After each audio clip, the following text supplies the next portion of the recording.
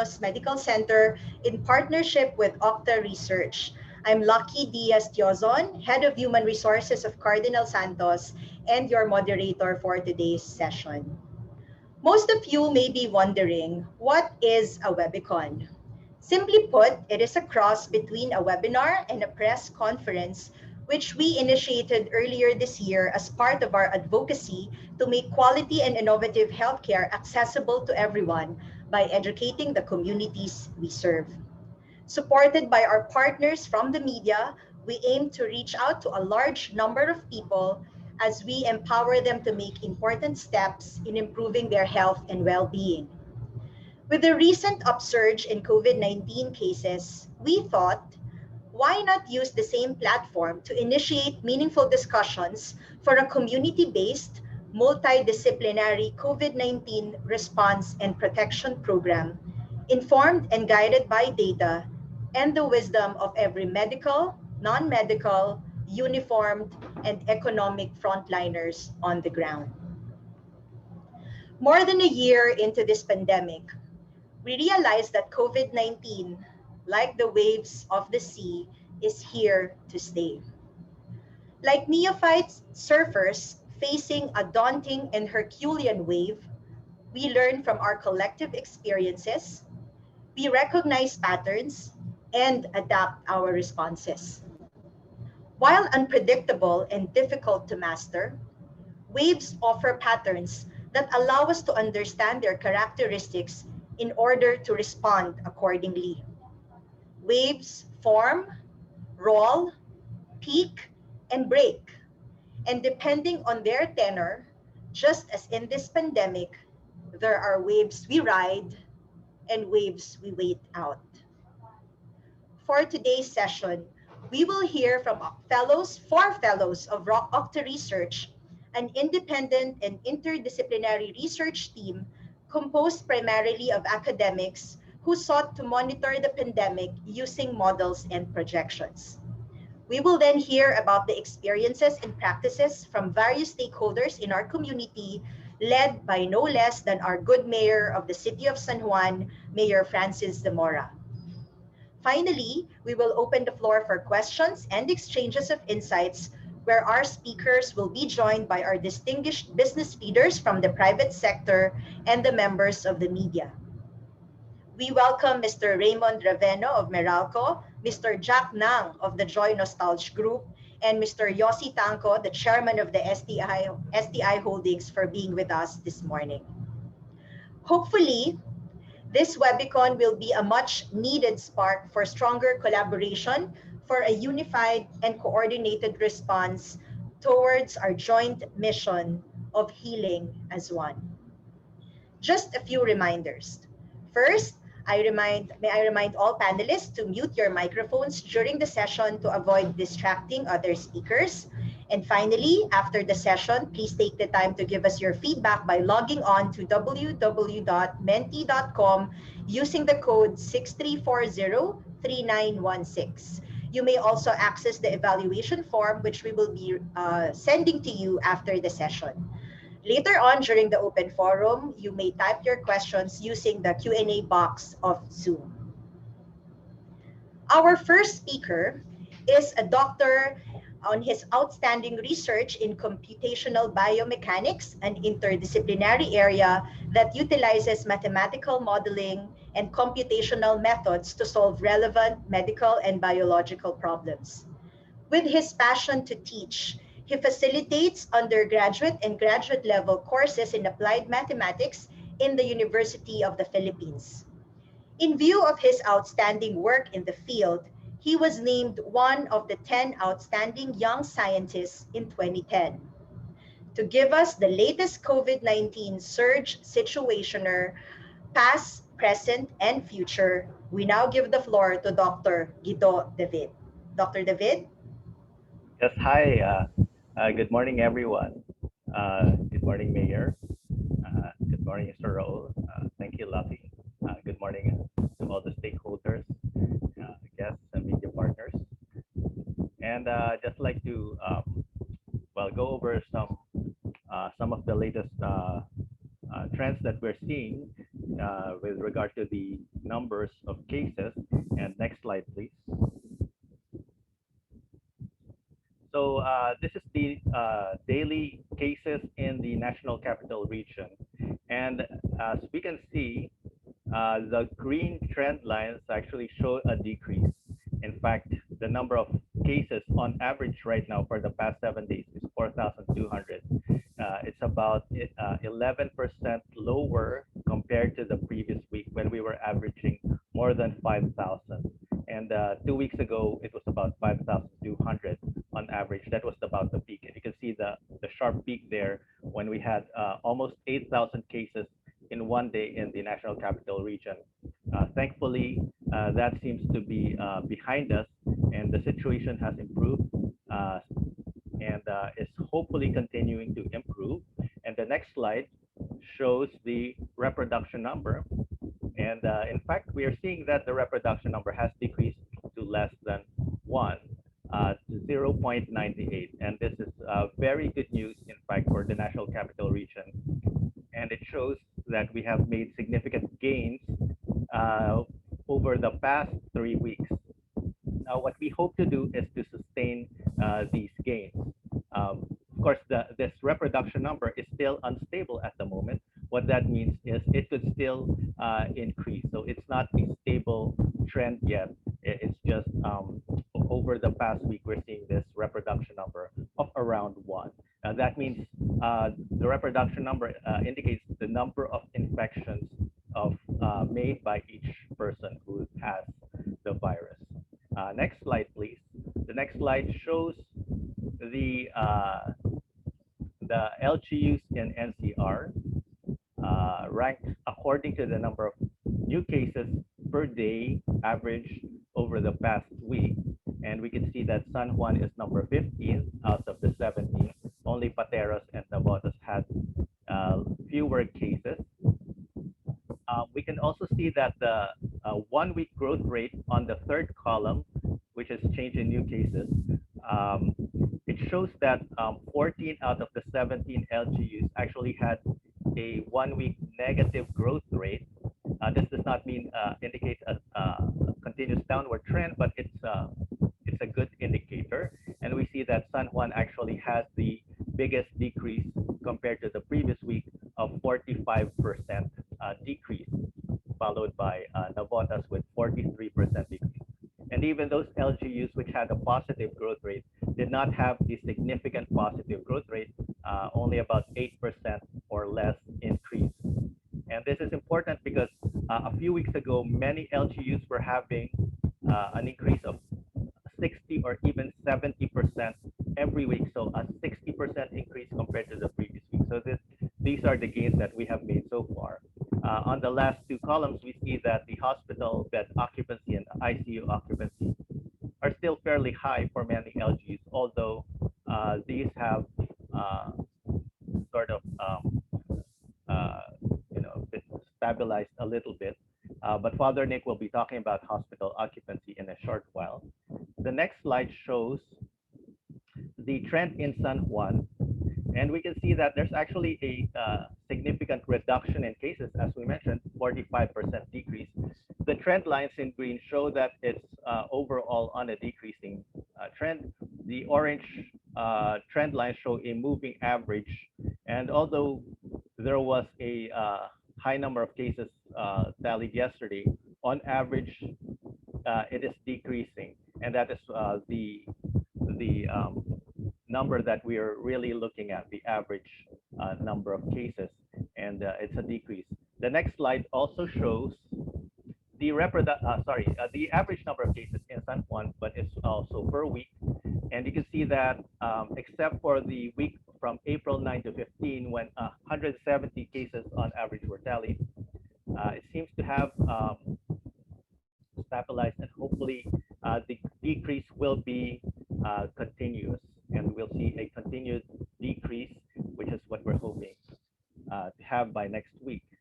The next slide also shows the reproduction number in San Juan, and it was very high several weeks ago, as high as 2.4. And this was before the ECQ was implemented. So the ECQ actually had a significant effect of decreasing the reproduction number.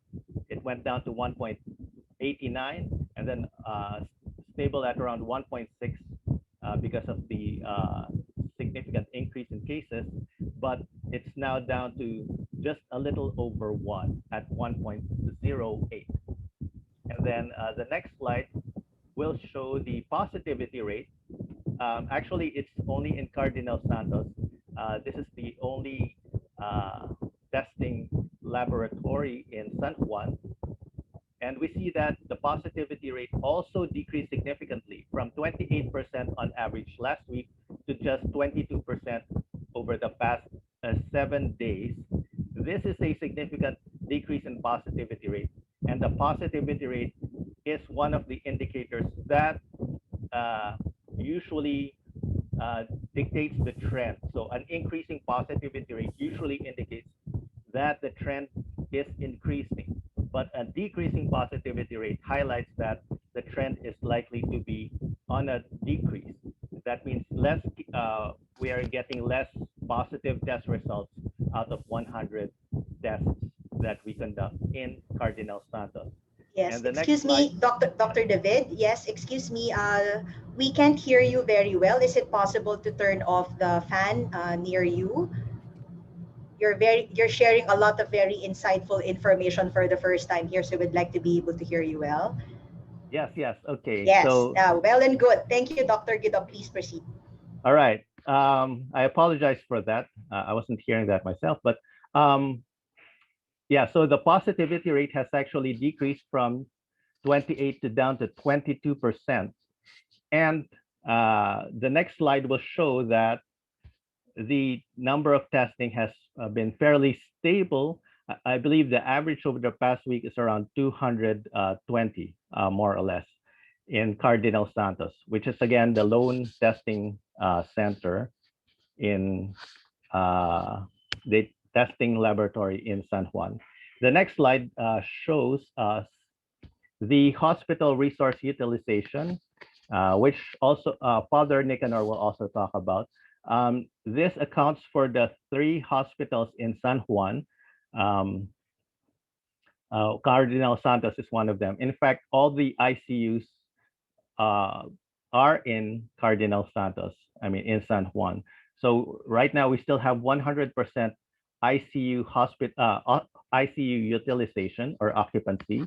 And but and that's for COVID beds, and not for COVID bed wards and isolation beds. The utilization has decreased slightly. I believe it's already less than 70%. And non-COVID beds and non-COVID ICU utilization are below 50%. And again, a significant portion of these beds, and most especially the ICUs, are in Cardinal Santos. So that's what I'd like to share. And I will turn this over back to Lucky, who will introduce the next speaker, who will take it from here. Thank you so much. Thank you very much, Dr. Guido David. So I think, nakakatakot lang to know that only Cardinal Santos Medical Center has ICU here in San Juan. No? So that's really a tall order for us. So I'm sure a lot of you have a lot of questions and clarifications with Dr. Guido. We will hear more from him later during the open forum at the last part of our session. So please stay tuned. Now, to introduce our next speaker, he currently serves as Professor of Biology and Theology at Providence College in Providence, Rhode Island. He is also a visiting professor of biological sciences at the University of Santo Tomas. He is passionate in the fields of science, philosophy, theology, allowing his works to be published in several research bodies. His first book, Biomedicine in Beatitude, An Introduction to Catholic Bioethics, was published by the Catholic University of America Press in 2011. Proving that the fields of science and theology can coexist, it was recognized as a 2012 Choice Outstanding Academic Title by the Association of College and Research Libraries. To talk about the situation in our hospital capacity and capability, all the way from the United States, we welcome Father Nicanor Austriaco. Father Nick? So thank you, Lucky, for that kind introduction. So I'm just waiting for the slides. So in the 10 minutes that have been allocated to me, I would like to discuss two questions. First, a consideration of the occupancy of the hospitals in the NCR.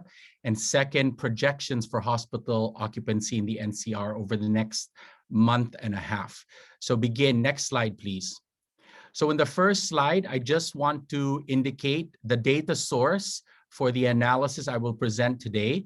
So this is the daily report that is published by the Metro Manila Center for Health Development that they collate from DOH data. It is submitted to Quezon City every single day, and Okta works with Quezon City on pandemic management. So this data is sent to me every day as well.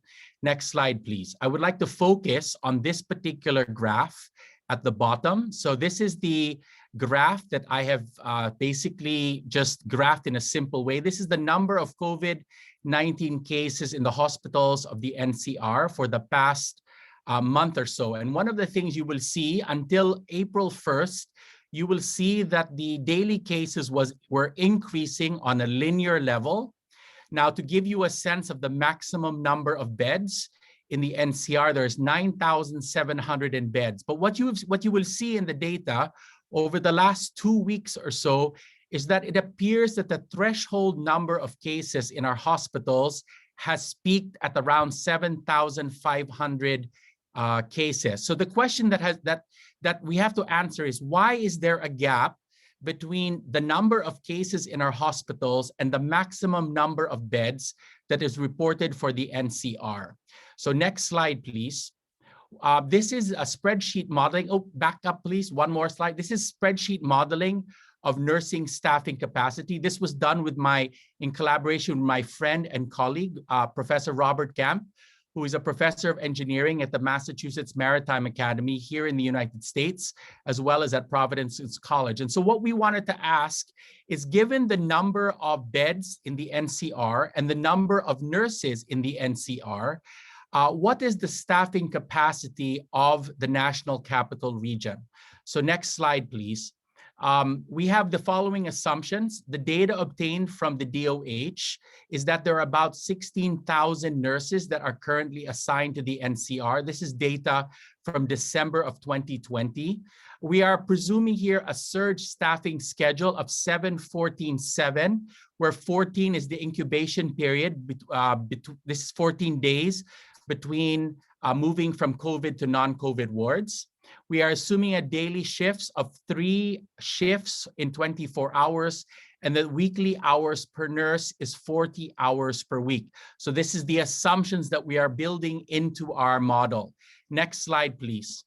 Not surprisingly, the capacity that we are able to deal with in the city will depend upon the ratio of beds to nurses that are assigned. So if you look, these in the first column, you have the number of the type of beds, and the beds available are the numbers provided by the DOH as of April 19. We then have standard care. So this is the standard care without a surge. So it's 1 nurse for 4 COVID ward patients, 1 nurse for 2 ICU COVID, 1 to 8 and 1 to 2. And what we then did is we tried to model the different ratios of beds, of nurses to beds, depending upon surge care, and eventually we calculated capacity care. What would the nurse to bed ratio have to be in order for the 16,000 nurses to adequately staff the 9,700 or beds that are designated COVID in the NCR? Next slide, please. So this is the results of our modeling. So one of the things you discover is that with 9,745 beds and 16,000 nurses, in every single scenario that we tested and simulated for surge care capacity, there was always more beds available than nurses. And in fact, in the middle surge capacity, you have 7,616 staffed beds with 2,000 or so beds left empty because we have reached capacity. And so we believe that the gap that we are seeing between the threshold of beds that are available and the number of beds that are actually used and the number of cases that are actually admitted to our hospitals is actually, based on our modeling, a result of a significant shortage of nurses to staff these beds. Next slide, please.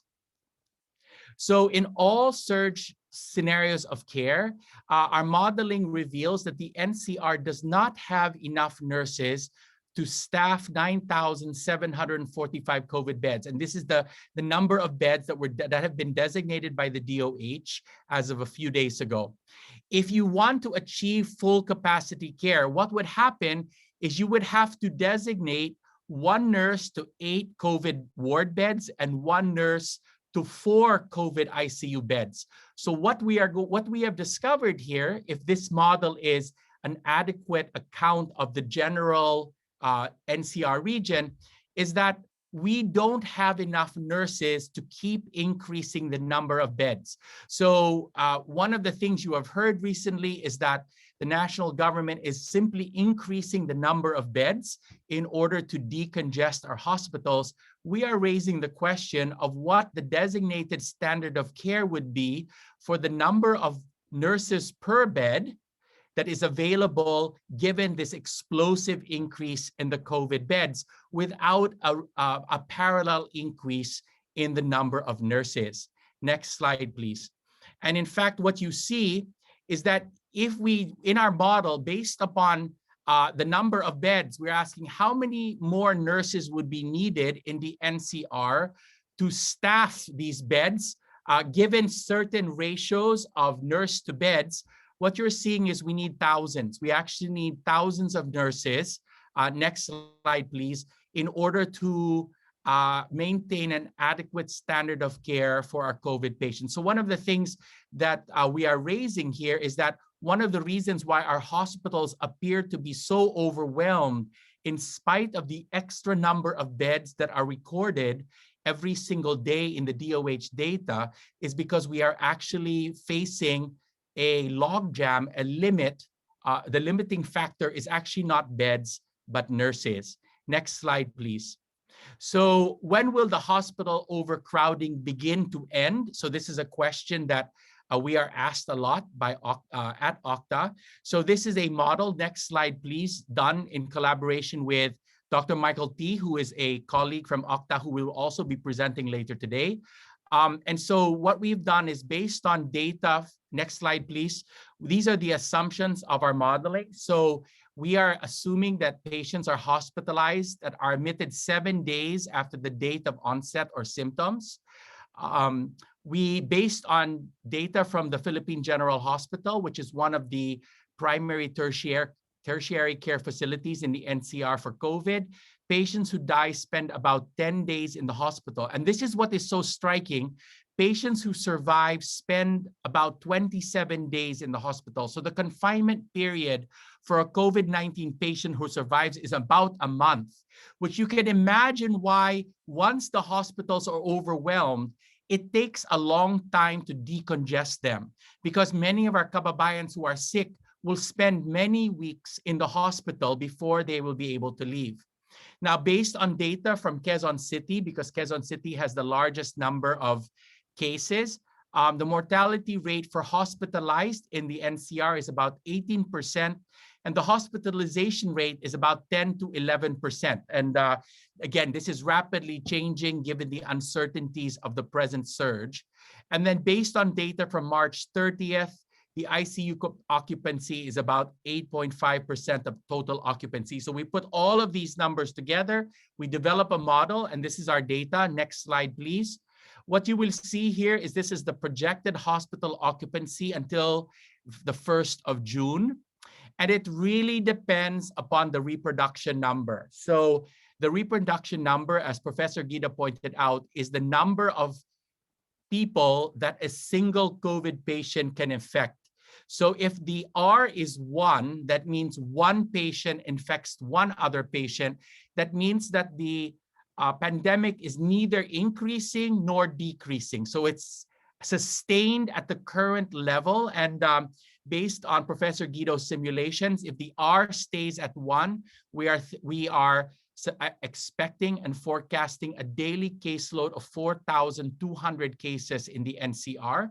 What you will see is that depending upon the R, you will see the following pattern. So you will see a gradual decrease in the number of cases towards the end of April. And then I have set several thresholds. So the red line of 6,000 cases is the occupancy at March 30th, which was when we entered into ECQ. March 15th, which was 2 weeks before, you can see the purple line. And then 2 weeks before that, the green line at the beginning of the surge, February 29th.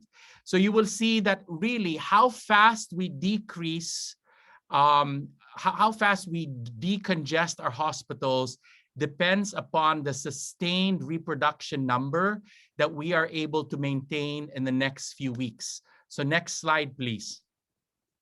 So to lower the hospital occupancy or the healthcare utilization rate, we must aggressively lower the R so that the R is less than 1 for several weeks. Why several weeks? Because you have a 27-day confinement period for COVID-19 survivors. So if one patient goes in, if they survive, they will be in that bed for about 1 month. So you have to sustain the R below 1 for at least several weeks. And this will take careful planning with the length of the MECQ.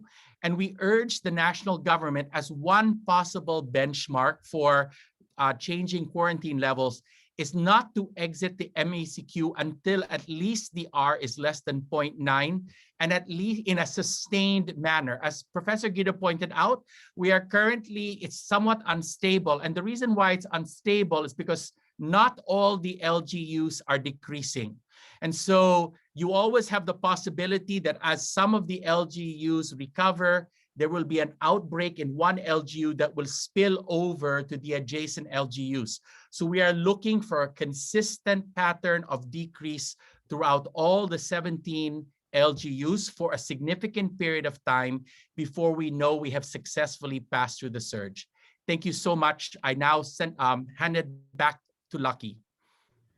Thank you, Father Nick. Your presentation resonated with me very well because my primary role here in Cardinal Santos Medical Center is to look for nurses. No? So now we see why there are a lot of waitlisted COVID-19 patients in the ERs because even if there are beds and rooms, there are no nurses to take care of them. And we want to make sure that we really make sure that the safety of our COVID patients are assured as well. Second would be if all of our nurses are dedicated to the care of our COVID-19 patients, we also need to think about the non-COVID patients that continue to come to our hospital, no, for services that they need. So it would be good to discuss a lot of that also later on during the open forum. So thank you, Father Nick. Now, for our next speaker, he is the Vice Chancellor of UP Manila and professor at the College of Medicine, where he teaches physiology, rheumatology, and research. As a rheumatologist, he is most familiar with commonly used COVID medications like dexamethasone, tocilizumab, baricitinib, and even colchicine, which is currently being evaluated in clinical trials. He worked with international collaborators in the development of anti-IFN vaccine for lupus. He's also a key Filipino figure in international efforts to make affordable biosimilar immunosuppressants available for the treatment of rheumatoid arthritis. He has published 6 papers on the psychological effects of COVID-19 with international co-authors. He is the lead author of the recently published guidance on the COVID-19 immunization of patients with autoimmune inflammatory rheumatic diseases. The validation study he conducted with UP, University of Illinois, and the Philippine Red Cross on the use of saliva RT-qPCR for the diagnosis of COVID-19 led to the DOH approval of this more affordable and less inconvenient testing procedure that has benefited more than 150,000 Filipinos since January 26, 2021. Sharing the 5 V's of COVID-19 responsiveness, we now call on Dr. Michael T. Dr. Mike? Thank you, Lucky. Good morning, Mayor. Good morning to the leaders of Cardinal Santos and to the captains of industry present here today, as well as the media partners of Okta. Yeah, I titled this Waves Ride, and the objective is to look at the variants amongst us, why there are no vacancies, look at isolation, voluntary isolation in particular, improvement in vaccination, and looking at the resources we value and should value. There is an acceptance that there is a variant amongst us, and it is responsible for increased transmissibility. This is the B1351 and B117. As to whether they cause more severe disease is not really proven. However, because of the increased transmissibility, there is now higher burden of disease, and more people are not able to access good medical care. Now, there are no vacancies. And as of last night, using the data from the operation centers of the Philippine Red Cross, you'll note that these NCR hospitals are of full capacity. Even St. Luke's is recording 104% admitted, and Caloocan City Medical Center records 101.89% admission. And that does not count patients who are queued in the ER and those queued at home waiting to be allowed to go to the emergency room. And that 100% reaches a list of 30 hospitals in the National Capital Region. Even the ICU, intensive care units in 6 cities have been admittedly fully utilized. And that's as early as April 17, 2021. I hope that by today, we have freed up some of them. So the argument for isolating voluntarily is about decreasing infection and decreasing death. This is the national data until April 17, extracted by our Okta fellow, Dr. Benjamin Ko. And we will note here that from the age less than 9 to the not senior citizen, we'll have 87% of the cases or infections. And the senior citizens will account only for 13% of the infected individuals. However, when you look at the death rate, 38% of the deaths would be coming from the non-senior.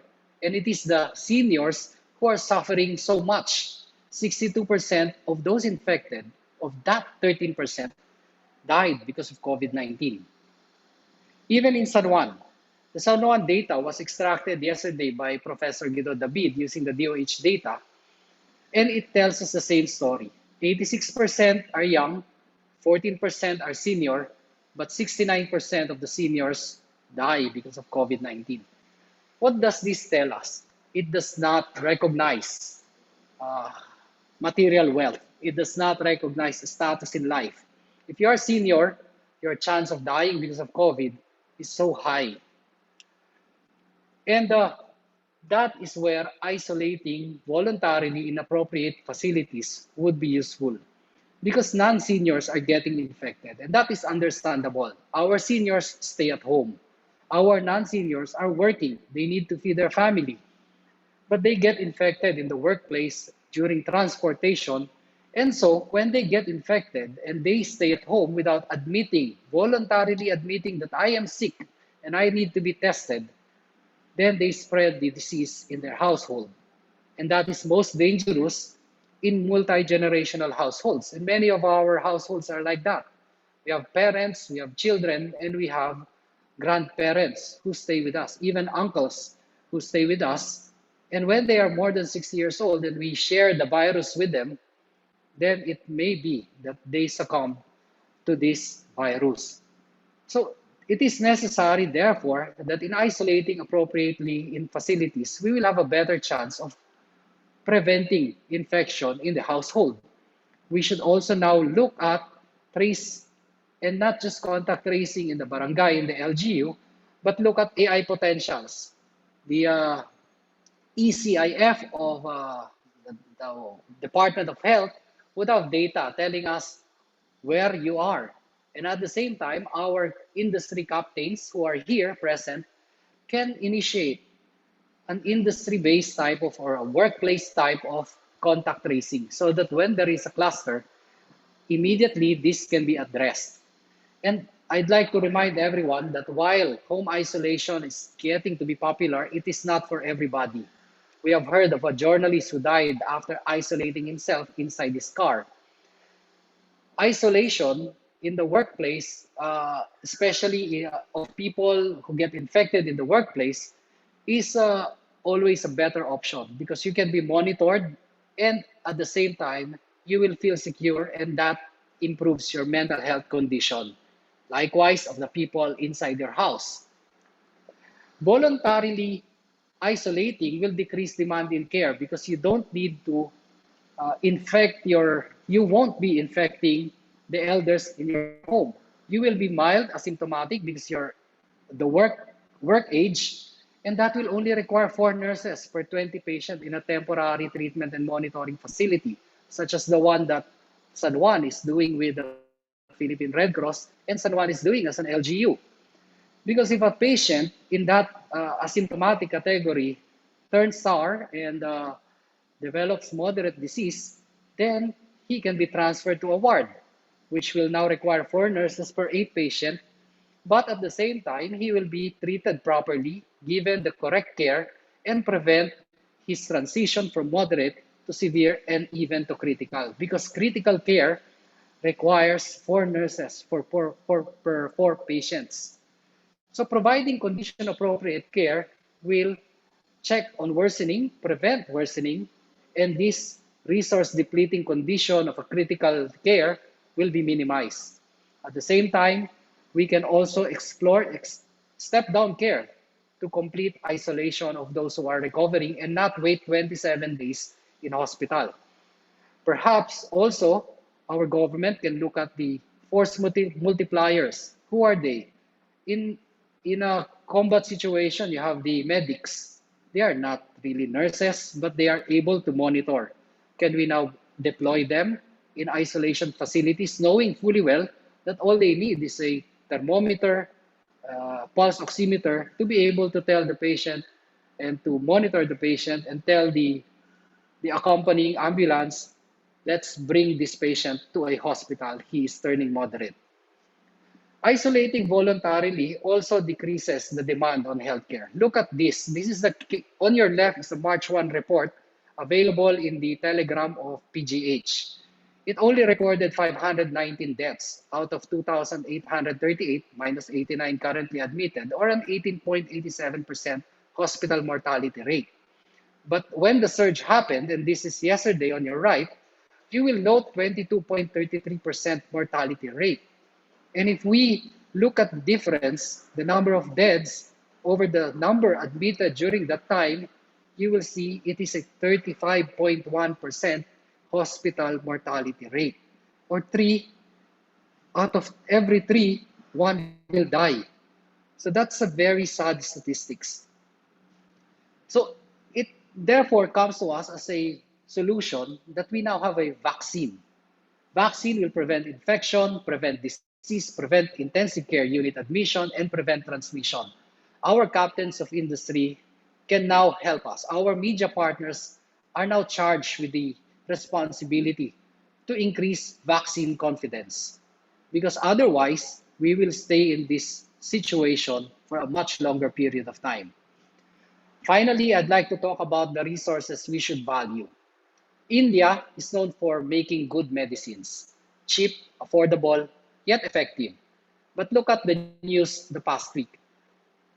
India is thinking about, or actually did not decide not to export their vaccine and remdesivir anymore.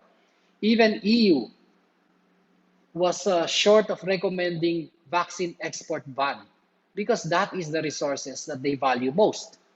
In the Philippines, we have valuable resources. PM Boris Johnson even praised the most important resource we have. Piers Morgan praised OFW nurses and doctors in the UK. So the question now is, how will the Philippines value its health human resources? We can buy beds, we can buy ventilators, medicine, we can build facilities. But who will take care of the patient? I'm showing this Inquirer photo again, which was present in my first slide, because that shows the present Rizal Park construction for facilities. Let us find our most valuable resources to man this area. Because finally, you will never know you had mild COVID until after 14 days. You can turn moderate even late in the game, and you will never know you had it until after 21 days. What's sad is sometimes you will never know you had critical COVID. So to the people listening now, please do not dismiss COVID-19 as mild lang naman siguro. It is never mild until you recover. So these are the waves to ride. And I hope I was able to show that this is the kind of wave, the end point of this wave, if we follow the 5V of the waves to ride. Thank you very much and good morning, everyone. Thank you very much, Dr. Michael, for sharing with us the 5 V's of COVID-19 responsiveness. We have taken note of one of your suggestions, which is really the call towards volunteerism, no? Volunteer isolation, and also perhaps for our doctors, nurses, and allied health professionals to take care of their fellow Filipino patients first, as they also dream about working abroad. No, baka we can take care of our countrymen, no, and our family members here at home first, because you are the most valuable resource that we have in this pandemic. Thank you, Dr. Michael. We'll see you later during the open forum. Our last speaker from Octa Research is Mr. Ranjit Singh Rai. He is an assistant professor of the Department of Political Science at UP Diliman, and also currently the assistant vice president for legislative matters of the University of the Philippines Systems. He is also one of the founding members of Octa Research and an assistant professor at the Department of Political Science of UP Diliman.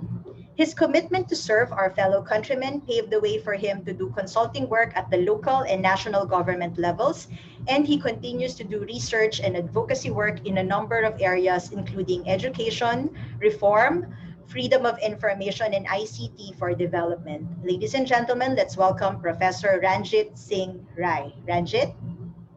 Yeah, good morning to all of you. Thank you, Lucky, for the kind introduction. Thank you to the family of Cardinal Santos, no, and thank you to the media who are present today.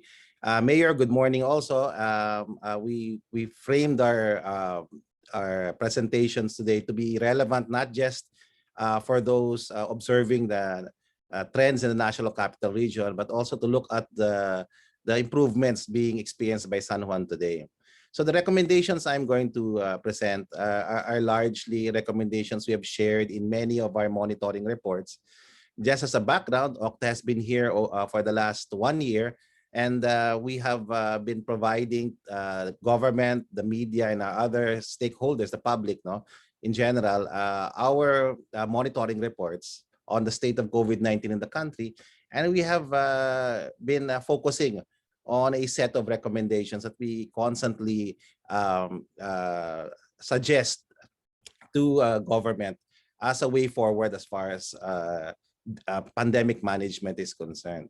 So next slide, please.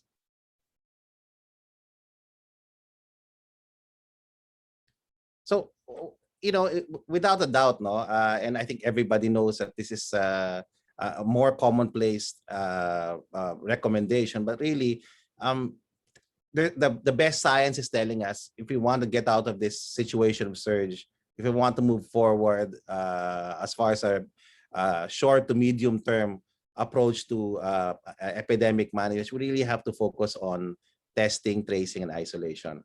And as the presentations of Dr. Austriaco and Dr. T have argued, no, we need to really build more isolation and quarantine facilities to alleviate the pressure on our hospitals. Okay, we need to constantly work on this, and this has to be a year or two long commitment by our local governments in particular, and should be fully supported by our national government in the medium term. Why? Because, you know, as our vaccination, as we all know, our vaccination is saddled, no, with so many challenges, and so because it will take time for us to vaccinate all of our citizens. Places like the National Capital Region will always be, you know,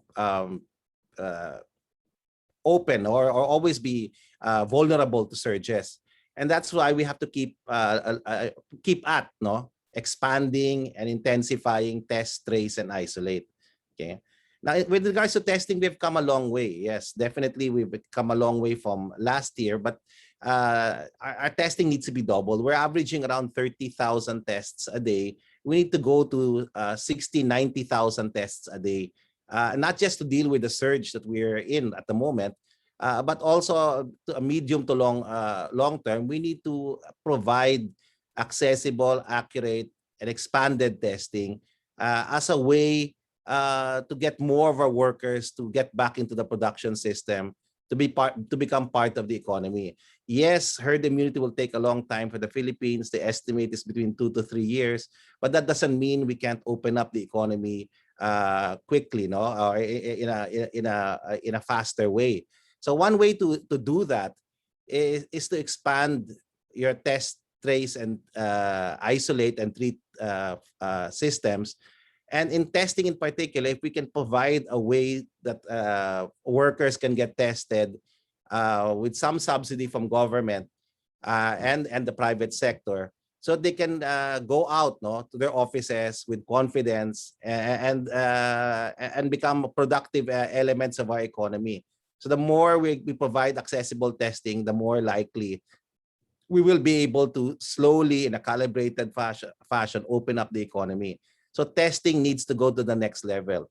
Okay. Of course, another issue is, of course, contact tracing, which we have pointed out as far back as July 2020, as the weakest link in our system. And contact tracing is a function really of more people doing contact tracing at the level of the barangay. And that is very expensive, and we understand the challenge being posed on local governments, and that's why the national government has to continue to fund and expand contact tracing. It would also help that if we use technology to improve contact tracing, and we agree with all the other groups that are advocating the effective use of contact tracing applications for active case finding, not just in the NCR but all over the country. So again, the focus is on expanding testing, tracing, and isolation. We also want to take note that all those LGUs that have expanded testing at the barangay level were also all those LGUs that have improved over the last few weeks. And we've seen this in Quezon City, we've seen this in Taguig. Okay, we're now seeing it in San Juan. Testing, we can test our way out of this surge. If we don't have adequate testing capacity, it will be very hard to do contact tracing. It will be very hard to isolate. So testing has to be made accessible. It has to be. We have to bring down the cost of testing and improve our technologies for testing. Today, we're augmenting RT-PCR tests with antigen testing. Of course, it's a big debate about that. But on the whole, it has improved case finding as far as this current surge we're in. So testing is key, and we want to emphasize that. Next. Okay, apart from test, trace, and isolate, we really need to, over the short to medium term, increase capacity of our national and local healthcare systems. The presentations of Dr. Austriaco and Dr. T emphasize the need for us to expand capacity in terms of hiring more healthcare workers, nurses in particular, and we see the magnitude of how of nurses we need to hire to normalize the situation in our hospitals. The most important, Octa believes that the most important element in your healthcare system is your hospital or is your healthcare workers. When you expand capacity, it's not just about beds and ventilators. It's largely about making sure you have healthcare workers available to take care of patients. That being said, we also need to expand in terms of equipment. We have been hearing over the last few weeks the problems with ventilators, with uh, high flow cannulas, and of course, the need for us to expand our ICU capacity. All over the country, we have a little over less than 2,000 ICU rooms. We can't have that small a number given our population. We have to constantly expand and strengthen our capacity. And when we talk about strengthening capacity, we're not just talking about healthcare at the national level, your tertiary hospitals. We need to also strengthen local government hospitals. We need to strengthen healthcare systems in the barangay. The barangay has taken a big toll, no? This past month, they've been at the front lines dealing with mild COVID cases in the thousands, and I've seen the struggle of our barangay healthcare workers. So I echo the call of Dr. T, no, that we have to take care of our healthcare workers both at the national and local level by increasing their numbers, by providing them the proper remuneration, by protecting them when they get sick, or taking care of them when they get sick. No, this is their most important resource of our healthcare system.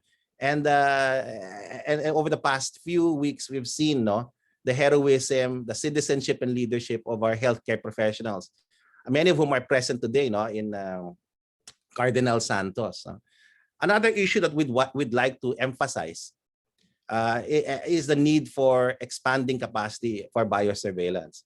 The excellent work of the National the Genome Center, no, in trying to map out the variants that are now underlying, no, okay, our surge in NCR is very important.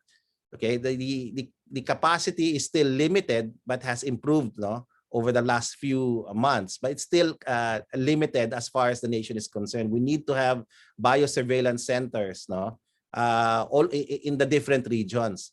Okay, and biosurveillance is so important in the medium to long term that I believe it's a national security concern. And in the next proposed Bayanihan Act, we should provide more funds to expand capacity in terms of equipment and training, you know, of new manpower to do biosurveillance. Very, very important competency that we need to develop and further expand as far as the country is concerned in the medium to long term.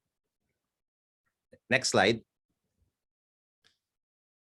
Again, we go back to local governments. Local governments, I want to thank all our local governments for their citizenship and leadership, for their hard work the past few months, and all throughout the year actually, but the past few months were very hard for local governments. And maybe the story can be told by our mayor. And really, the local governments are at the front lines. So they are the ones implementing the national plan against COVID-19. And the key for our local governments in the short to medium term, until we provide vaccination for all our health workers and for our elderly and comorbids here in the National Capital Region, is really to continue to strictly monitor and enforce compliance with minimum health standards.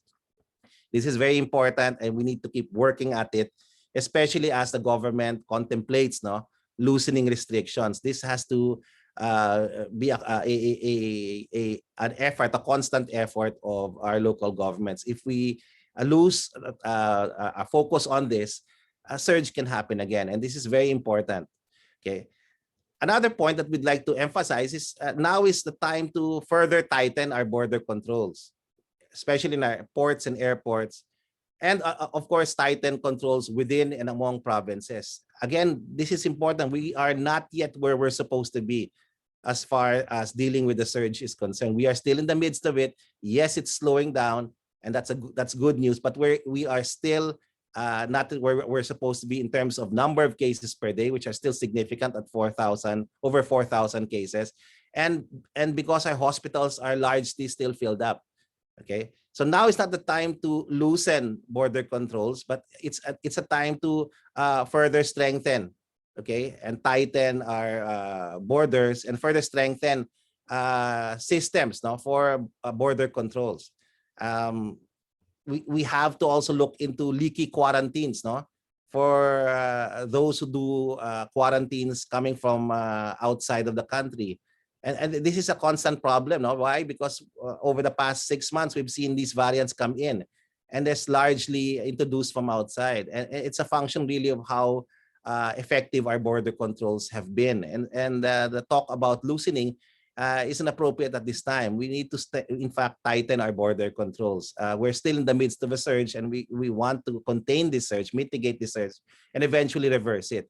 We can do it over the next few weeks, but it will require us to do all of these things. The private sector plays a key role in our pandemic response, no? And over the short to medium term, actually from short to long term, okay, private sector has to continue to help the national government by ensuring that workplaces are safe, that there is that they provide testing, that they ensure that minimum public health standards are implemented or followed in their workplaces. Next slide, please. Okay, sorry, there's some problem with the slide, but actually what I want to emphasize here is what was emphasized in the presentation of Dr. T, that the way forward as far as the country is concerned is through vaccination. And we are expecting a few million vaccines to come over the next few weeks. And so we urge the national government to accelerate, okay, not just the procurement, but also to optimize its deployment all over the country. And so this is an important strategic concern that government has to work on. Vaccinations are key for us to open up. Next slide. Okay, given the slow process of vaccination in the National Capital Region, which we all agree is the situation at the moment, the NCR as a region will be vulnerable to surges. Okay, it is in this slide we urge the national government to prepare for future surges. No? By number one, undertaking an assessment of its response to the current surge, okay, to improve epidemic response management. We need to study what we did, okay, why the surge happened, okay, what we did wrong, what we can do better. It's important for us to make an assessment, okay, of systems and procedures, of policies and programs, so that we can learn the lessons from this surge and not repeat them, no? And maybe even prevent a future surge from happening. Number two, and I think this is very important, no? Defining an early warning system. We have to find out, the government has to define, together with other stakeholders, what are the triggers, no? What is the criteria for closing down? Do we wait for 70% of the hospital to fill up before we close down? Do we wait for the region, the NCR, to have 5,000-6,000 cases a day before we close down? How far up one, as far as the R is concerned, okay? Do we say if we go up to 1.5, do we close down? So these kinds of triggers and criteria need to be set, so we prevent this terrible surge that we're experiencing now from happening again. In other countries, once the R is above 1, they already institute lockdown measures. Once it's over a certain number of cases and ICU beds are filled up by a certain percentage, they lock down. So in the country, we need to establish that, okay, and it has to be clear to everyone and all the stakeholders, okay, and we have to develop these triggers, no? These circuit breakers, we call them, to avoid experiencing another surge in the future. And of course, you know, medium to long term, and this is really what needs to be done, we need to build more hospitals. We need to expand our public health system at the national and local level. That will require allocating more funds and resources. I've been talking to some captains of industry, and their argument is simple. You know, if we had more hospitals, more ICU capacity, we may have, most likely would have saved more lives and would not have been in quarantine for a longer period of time. But that you know, building healthcare systems, no, like Cardinal Santos, takes a lot of resources and will require expanding your pool of healthcare professionals, your healthcare workers. So this is a big issue that will not be resolved over the next few weeks or months, no? But it's something that we need to focus on. We need to build more hospital capacity. We need to hire and we need to train and hire more healthcare workers. And maybe the model of Cardinal Santos, no, and the MVP group of hospitals, no, is a model that we can emulate, no, public-private partnership. Maybe the proposal of the UP University of the Philippines system to build a new PGH in UP Diliman, or we call it UP PGH of the North, is a step in the right direction, and it will, but all of this will require funding, and here in these good proposals that need to take off, public-private partnership will be a key strategy moving forward. But definitely, we cannot pay lip service to modernizing our public healthcare system, and we need to do it now. We need to start taking it seriously. We need to develop the public healthcare system, not just at the national level, but also at the local level. And that, when I say that, that includes your barangays. No? We need to modernize our barangay healthcare system. Community healthcare is a key ingredient to fighting this epidemic, medium to long term. And ours, we have a weak, okay, community healthcare system, so we need to strengthen that. No, okay. Last point, and I think this will resonate with our mayor. You know, we've given all the responsibility, no, to fighting this epidemic to our barangays, no, to our local governments. But our local governments are clearly do not have the resources, okay, to deal with something like a surge in the National Capital Region. So not just in NCR, but all over the country, we need to allocate, national government needs to allocate more resources and start thinking about capacitating our local governments. And the local governments are your frontliners. Ito yung mga sundalo nyo, no? Sundalo natin in the fight against COVID, no? Not just the healthcare workers, but the local government units. And the surge has exposed us, no? Many of our local government units are woefully understaffed as far as dealing with this surge. They have a lack of resources to sustain contact tracing.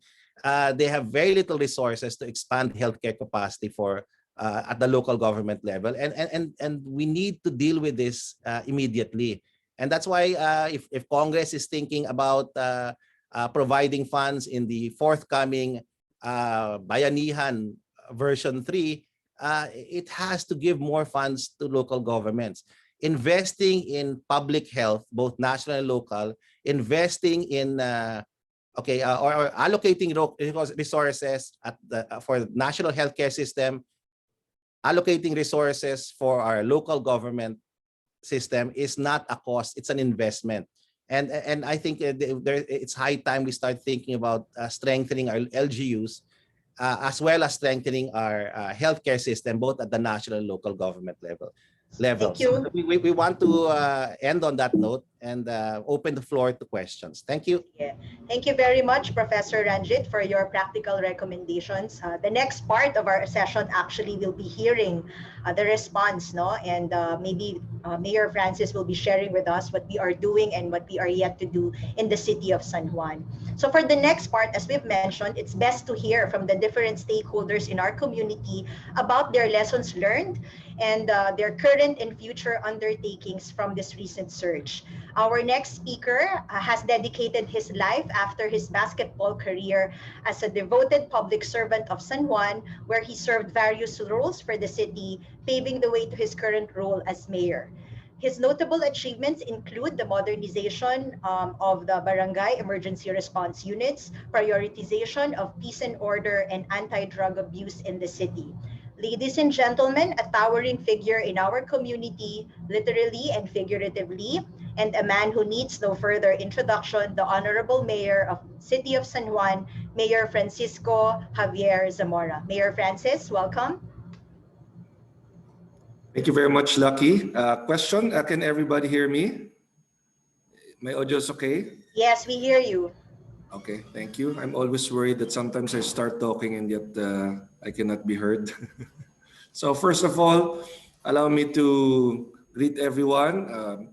Our four professors from the Okta Research, of course, Professor Guido, Ranjit, Dr. Michael, and Father Nick. Mr. Yossi Tanco, my gym mate. Of course, Mr. Jack Nang, a good friend and supporter through the Kalinga Center of Savior. Mr. Ravilo from Meralco, Dr. Zenaida Uy, and Mr. Pagdanganan from Cardinal Santos. Fellow San Juaneños, friends from the media, magandang umaga po sa inyo lahat. So, allow me to share what we have been doing here in San Juan the past 13 months. I'll try to do this as quick as I can. Okay, next slide, please. So, our proactive approach to the pandemic. Of course, we adhere to our PDITR, prevent, detect, isolate, treat, and reintegrate. Next, please. And as you can see, we have 120 COVID-related ordinances and resolutions. So we have crafted our local legislation to ensure that minimum health standards are followed. In fact, we have heavy fines here in San Juan, and this is purposely being done to send the seriousness to our people. Because if you have very low fines, they will simply just laugh at you and say, okay, I'll just pay the fine. So various ordinances from wearing a face mask, face shields. And in fact, we even have an anti-spitting ordinance. Our curfew ordinances are, these are being implemented every single day. And to help us enter the smaller streets, we have launched as early as last year our police bike patrols. So these bike patrollers whom I join every now and then monitor our streets with body cameras so that there will be no debate in terms of violations of minimum health standards. One thing that has helped us and something that I can really be proud of is that we have had 16 waves of food packs distribution here in San Juan, as you can see in the chart on the right. 16 times since COVID-19 started, we have distributed family food packs to our households. In fact, 45,000 households each wave. And this has helped us keep our people at home, especially once they are under ECQ or MECQ. Sending them food packs in their homes helps us keep them at home because they will not have to go out anymore to work or to find livelihood just to be able to sustain their families. Next, please. Okay, again, here are examples of our ordinances. We rely really on the local police, our city hall employees, our barangay tanods, and a lot of them really have been working overtime just to be able to maintain adherence to minimum health standards. Next, please. One thing that we are about to launch now through our partnership with Multisys is our San Juan City app. We call it the Makabagong San Juan app. And part of it really is our integrated contact tracing application, which will now allow us to be able to track who among our constituents are currently positive, who are quarantined, who are experiencing any symptoms at the moment. So this will be launched very soon. Through Multisys, the creators of the Stay Safe app. And in the middle, you can see some photos of our targeted mass testing. And we focus on the close contacts of those who have tested positive. In fact, we test about 800 to 1,000 people every day that we have testing. And we do this MWF at the San Juan Gym. And our intensified contact tracing through our code team. We have recruited also not just city government employees, but we sought the help of our police also, since contact tracing is basically investigative in nature. So we have a total of 117 contact tracers, and 30 are from the DALG. Actually, the 30 is separate from the 117. Next, please. Okay, the unified contact tracing app as I mentioned, will be launched soon. But even before the launching we have done our contact tracing through our teams. In fact, an ABS-CBN report last month cited San Juan as one of four cities in Metro Manila that have complied with the protocols on contact tracing. Next, please. Just if you could just take a look at the right artwork. We also passed an ordinance giving a 100,000 peso cash incentive to any barangay that can achieve 0 cases for 100 straight days. So this is an incentive for barangay officials to push themselves along with each and every barangay staff to implement all minimum health standards and protocols in order to achieve 0 cases in their barangays. Okay, next please.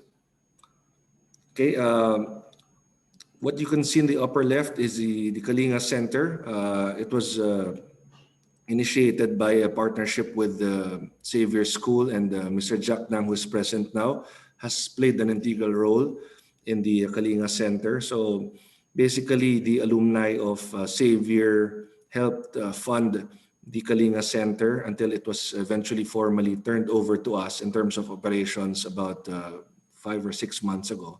But on the onset of COVID here in San Juan, the Kalinga Center was one of the first public-private quarantine facilities partnership in the country. And it's housed in a 4-story public school building within the Panaglabanan Shrine area.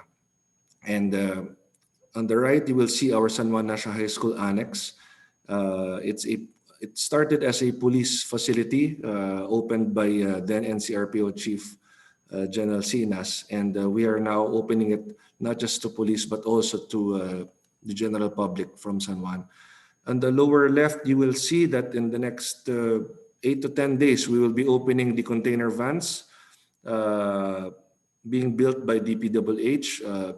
This will have a 52-person capacity, each with its own room, own toilet, own shower, own aircon, and bed. So this should help us alleviate the high volume of quarantined people now at the Kalinga Center. And our soon-to-open also partnership with the Philippine Red Cross will be the conversion of our Little Baguio basketball court into a 45-bed quarantine facility. Next, please. Okay, at the moment, you will see our occupancy rate. San Juan Medical Center is at 61%, Kalinga Center is at 96%, and San Juan National High School at 38%. So increasing the capacity means more healthcare workers, more doctors and nurses are needed to man the facilities. Yet more facilities are needed to be converted to acceptable and humane quarantine facilities. So we are also in the process of converting our San Juan Elementary School library and the San Juan National High School Annex. We have also made announcements regarding volunteers who would like to help out San Juan. They need not be from San Juan, but if there are doctors, nurses who would like to volunteer at any given time, they're free to do so. We give a little honoraria, but basically we're looking for those who would like to donate their own human resource in helping us fight the pandemic. Next, please. Okay, you will see on the lower left the photos of our COVID wards in the San Juan Medical Center. And on the lower right also was, these were donated by EEI Corporation. So we have a lot of these modular container vans within the perimeter of San Juan Medical Center. So these are additional facilities on top of our current 75-bed COVID capacity in San Juan Medical Center. Next, please.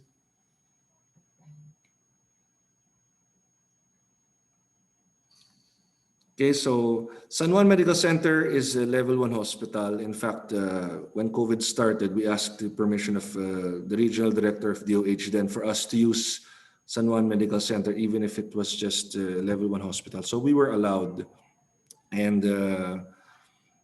we accept moderate to severe cases, and we really have to expand our capacity. And we will need to improve in the following: more modular container vans to house more patients, more medical workers. In fact, we have made announcements to fill up all our available plantilla positions for nurses, and more equipment.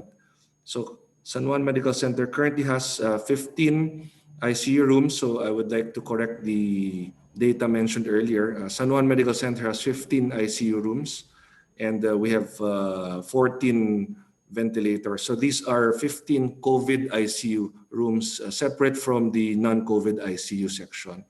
And we have a zero balance billing policy in San Juan Medical Center. So as long as you are a charity patient and you did not choose to be a private patient, you will pay zero while you are in the San Juan Medical Center. Also, if I may share, once you are quarantined in Kalinga Center or any of our quarantine facilities, you are provided daily meals, free food, medicine, there's free Wi-Fi, there are doctors and nurses 24/7. Next, please. We also have given a 3,000 peso incentive for those who choose to move to our quarantine facilities, like what our good professors mentioned earlier. We really want to move them out of their homes because the chances of them infecting their household will be very high if they stay home. So we give an incentive of 3,000 pesos, basically so that they will not have to worry about their families, because if they will leave their homes for 14 days, they usually worry about what their family will eat, how to sustain the children, and all of this. At least 3,000 pesos is a little financial assistance for them so that they need not worry. And our lowest number of active cases was achieved actually February 17. We were down to just 30 active cases on February 17. So we were really close to achieving zero, just 30 cases away. Unfortunately, during the first week of March, the surge occurred here in Metro Manila. Okay, next please.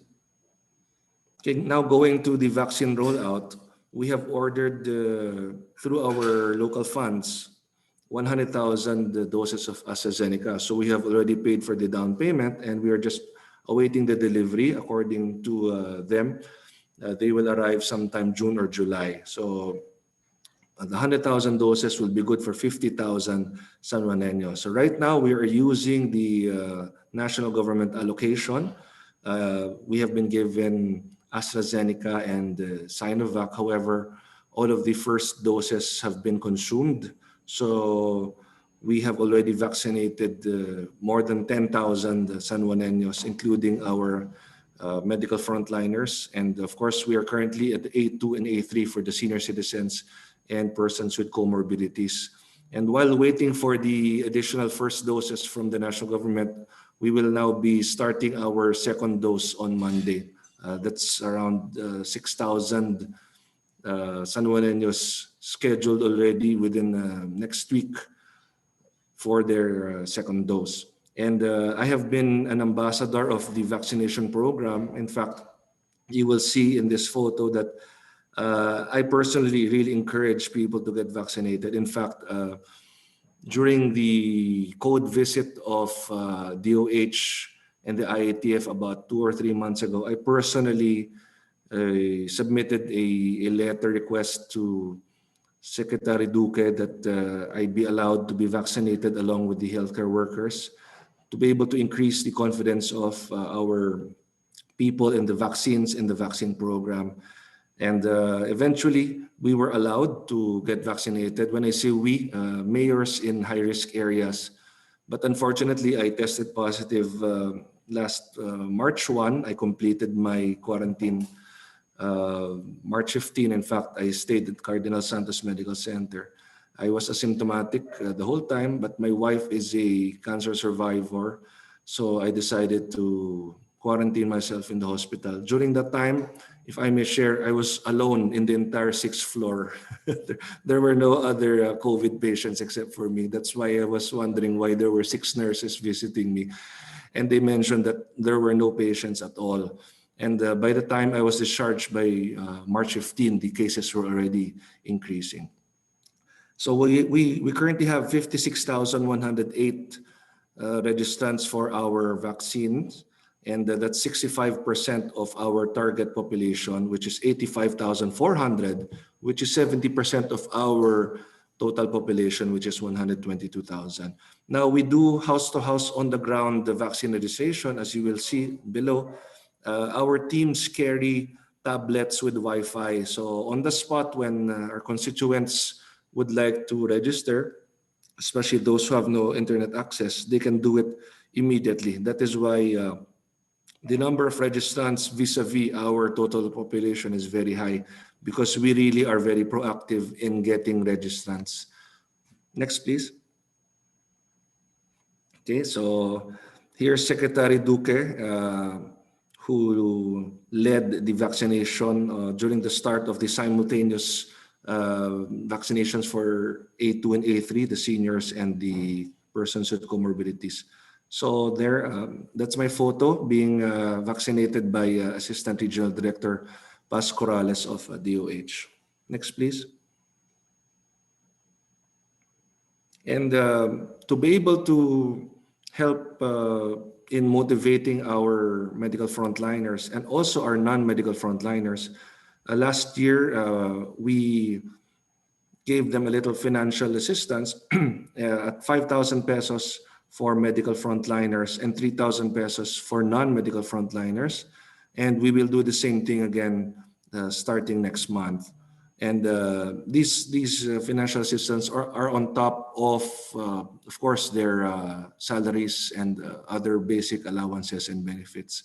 And we have also set up a 100-bed facility in the San Juan Elementary School. These are classrooms that we have converted into living quarters for our San Juan Medical Center staff, so that those who choose not to go home anymore can simply walk for a few seconds only, because the hospital and the school are just right beside each other. Next, please.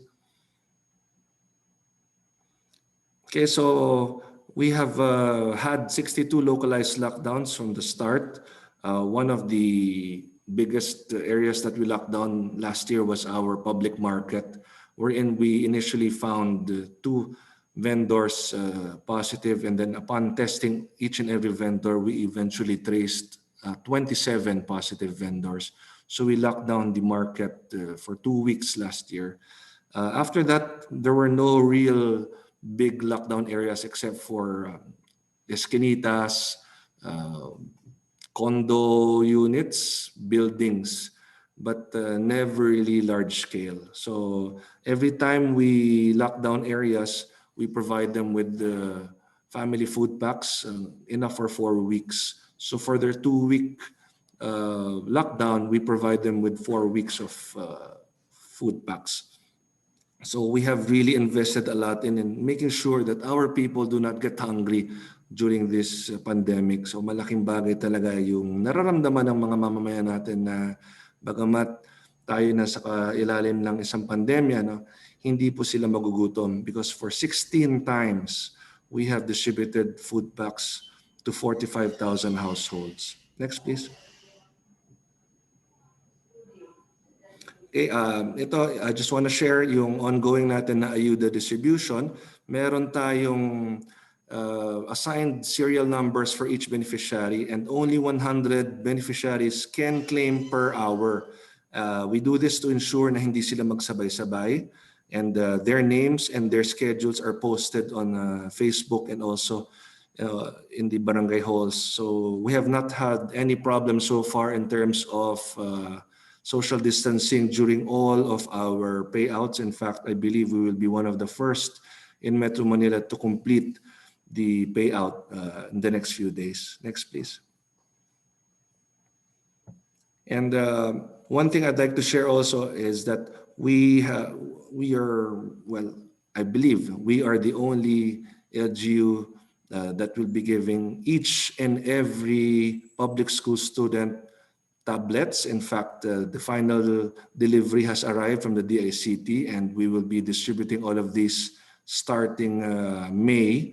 So each and every public school student will receive a tablet, and Pinaglabanan Elementary School students, they have been chosen as the pilot school for the digital learning. They will receive laptops. So from grade 6 to from grade 3 to 6 in Pinaglabanan Elementary School, they will receive laptops. And each and every household of each and every San Juanenyo public school student will have fiber optic internet connection. So we used our local government funds to pay for their internet connection. This is for online class, not for Facebook or Netflix.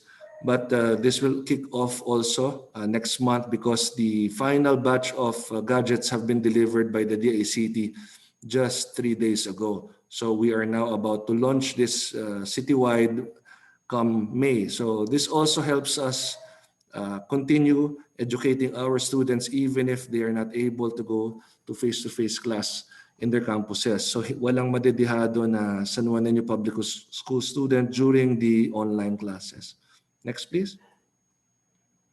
And itong bike lanes namin, I just wanted to share to you, San Juan has been awarded as one of two of the bike-friendliest cities in Metro Manila. So meron kaming mga dedicated bike lanes talaga. And we have a strong bike sharing program here in San Juan for our city hall employees. And as I mentioned earlier, our bike patrol. And I also go around with my bike to the different barangays because it allows me to see what my city needs. Next, please. Okay, so that's the end of my presentation. Again, later, for any questions, I would be happy to answer them. So maraming salamat po sa inyo lahat. Thank you very much, Mayor Francis, for sharing with us the wins of the city of San Juan in this fight against COVID-19. So maybe later on, we can also share with members of the private sector support we need to continue to build on the good work that we've already done so far in the city of San Juan. So moving on, we'd like to hear from a member of the academe and the religious community who is present with us today. He makes sure, along with all the other teachers and members of the school, that all students and all teachers are cared for and no one is left behind in learning.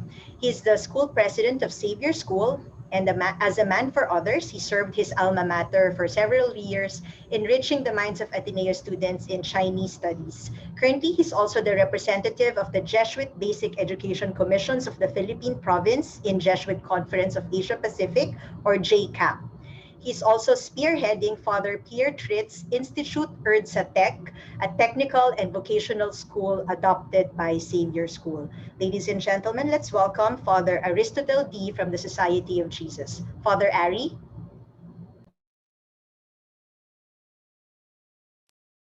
Good morning, everyone. Let me just share my screen. Thank you very much for the invitation to participate. Greetings to our speakers from the Octa Research Group, to Mayor Zamora, our friends at Cardinal Santos, led by Mr. Raul Pagdanganan and Dr. Javier Uy, all our esteemed guests, good morning. We have heard a lot this morning about the data, about COVID-19, the response from the public and private health sector, and Mayor Zamora also started sharing the response from the community. So I think I've been invited to share also about how other sectors are responding to the pandemic. Now, primarily education and the church, but we are able to contribute to addressing the effects of the pandemic. As we know, there's a very big effect on education because for 1 year now, students have been confined to their homes because they're all minors, and even with the rollout of vaccination, they are not part of it. So we are facing another year of online learning.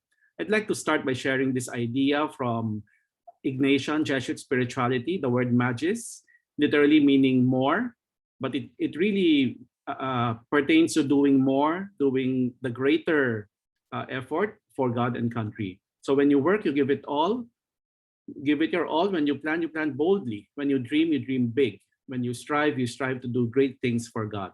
And that's why there is that unofficial Jesuit motto, a little quiz for you, Ad Maiorem Dei Gloria, meaning for the greater glory of God. So that is a spirit that has animated our school response to the pandemic. So Xavier School has its mother campus here in San Juan. We moved to the city in December of 1959.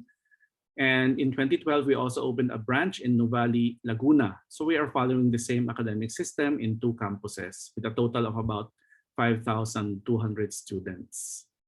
So a year ago, we scrambled to design online learning. Before the pandemic, we were already doing a lot of technology in education, being an Apple Distinguished School. So our students from grade 5 to grade 12 already came to school with a gadget. So we had that foundation, but this time education moved fully online, and we branded our system Xavier School e-learning, or Excel. So very quickly, I'd like to share with you some of the best features. Number 1, literacy and numeracy blocks instead of individual subjects, especially in our grade school. In short, we had to revise the curriculum and lessen the content. This is a very big discussion in education, because you have one side saying we can't let go of content, we have to cover so much to prepare them for the future. But during the pandemic, you cannot do that because students have so much to deal with, the cabin fever at home, and then the screen time that cannot go on forever. So in short, lessen the content. We became flexible with our time schedules.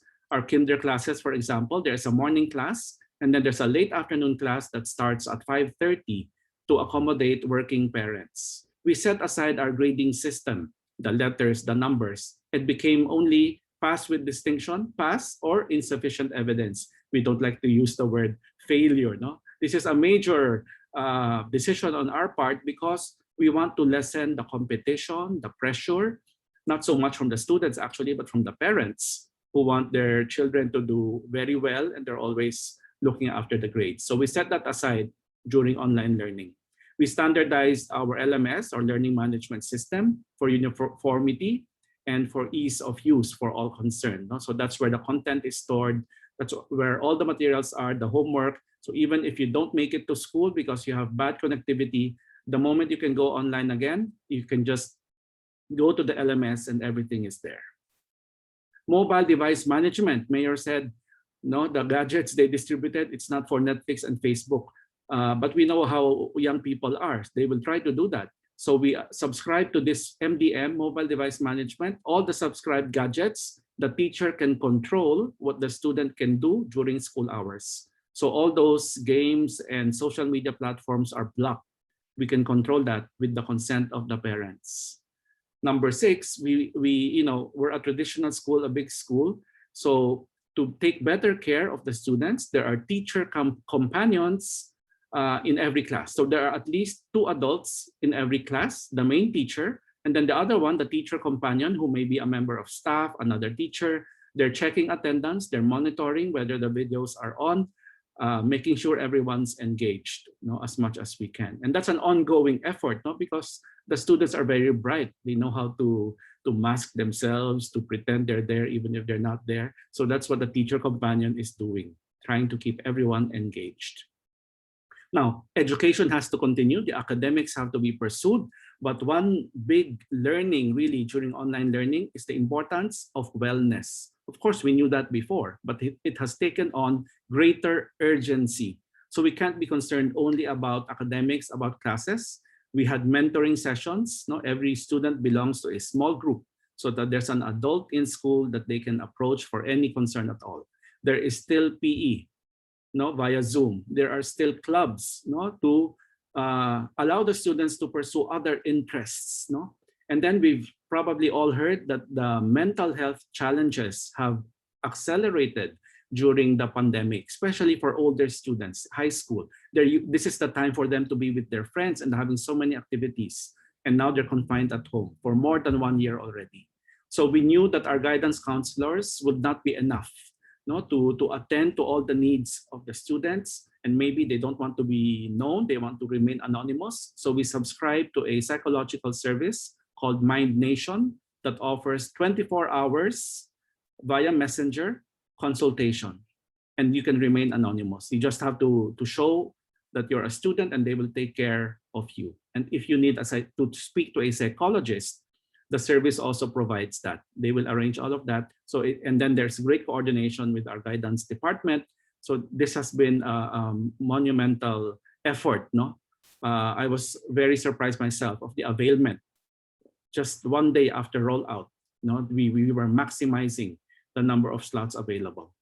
So that proved to me that this is not just an empty theory. No, it's really a great need at this time.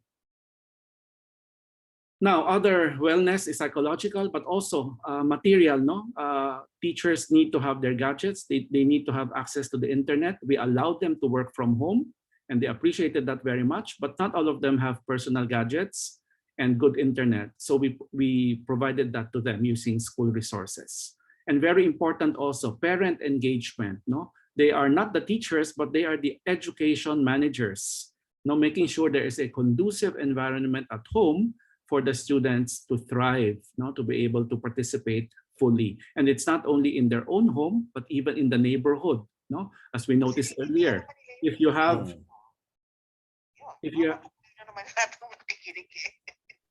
merong hindi naka-mute. If you have a lot of background noise, like what we just heard, or you can hear the tricycles passing by outside or the dogs barking, that can be very disruptive. So parent engagement is important to try to the extent possible to control all of that. Moving on now, what does the school do to engage in the community? Mayor Zam already mentioned the KKK. No, we set this up in partnership with the local government in April of last year, one of the earliest responses, no, to the pandemic, to provide an isolation facility, to set it up, to make it operational in early April of 2020. And we ran that for 6 months. At the end of September, we turned that over to the mayor. And I have to acknowledge also that this is not only an effort of Xavier School alumni, but our partners as well, no? Our neighboring school, ICA, our local parishes, even Tsuchi Foundation, one of the earliest to support our effort. No? Going wider, there was also the parish response. No? In fact, for Cardinal Santos, we provide safe shelter up to the present time to protect their healthcare workers. Many of them are boarders now at the parish. No? And you see there the parish building being repainted at the moment. What are other efforts? Job security to the extent possible, no, for all school employees, with just a small adjustment in the benefits. So for the first year, we really tried to ensure that, no, to balance our budget. For our agency personnel, meaning security and janitorial, regular ayuda every few months, no, because they don't have a full shift anymore, just to help them, to help tide them over until their next duty at work. We are in talks now to use school facilities with the blessing of the mayor to be a vaccination venue for the private sector when the time comes, no, maybe late next month. We are also a venue partner for Mayani that helps farmers from the north sell their produce in Metro Manila. I'll show you a picture in a while. And then, of course, the community pantries. So just to share with you, this is a project of the Department of Tourism. Once a month, they bring, I think, 10 tons of vegetables from Region 2 to Metro Manila. Usually there's a walk-in tiangge of sorts, but right now during ECQ, they cannot do that. So they needed a space to sort all their vegetables. So in fact, the last few days they've been here in school, and today is delivery day. That's a very new initiative. And of course, something that has inspired all of us in the past week, the birth of community pantries. Starting from just one in Quezon City, there are now 350 in the country. This is one set up by our teachers on a voluntary basis to take care of our agency personnel inside the school. So this is inside the school and a variation of the concept. And then just this week in our neighborhood, Little Baguio, one has also sprouted, no? And you see the garbage collectors, buko vendors availing of it. Over in Laguna, our teachers have also done it in their own neighborhoods. No? This is from one barangay in Santa Rosa. There are at least 2 others. Very inspiring example of what we all can do to take care of each other, to share what we have with others, no? Out of love for our neighbor. Finally, some key principles. Now, in education circles, we always talk about Maslow before Bloom. That's a big slogan we have in education. Maslow and Bloom are American psychologists. Maslow has his hierarchy of needs, and then Bloom has his categories of educational objectives. So the point of Maslow before Bloom is you have to attend to basic needs first, for food, for shelter, for well-being. Only with that can learning take place. So we cannot insist on having class after class if the students are not taken care of, and not only materially, but especially their mental health. Second, innovation and quick adaptability. I think we don't have the luxury of time to craft our responses to the pandemic. All of us have to respond in real time and very quickly. So, the openness to innovate, to let go of past structures and ideas is so important at this time. And, there will be more of that. Recently, I thought, after 1 year of online learning, the second year will improve on it and we will get better. But, the surge meant more and more people were getting infected very close to home. In fact, I'm on quarantine myself because I have 2 companions, priests who are COVID positive right now, and many of our faculty also, and staff, and their families. So it's very important to be open and to, we're tired, but we need to keep going, take care of ourselves so we can take care of others. And finally, back to Magis, just to do the more so that we can all survive this together, we can all thrive and not just survive, for the greater glory of God. Thank you very much. Thank you very much, Father Arity. That's very well said.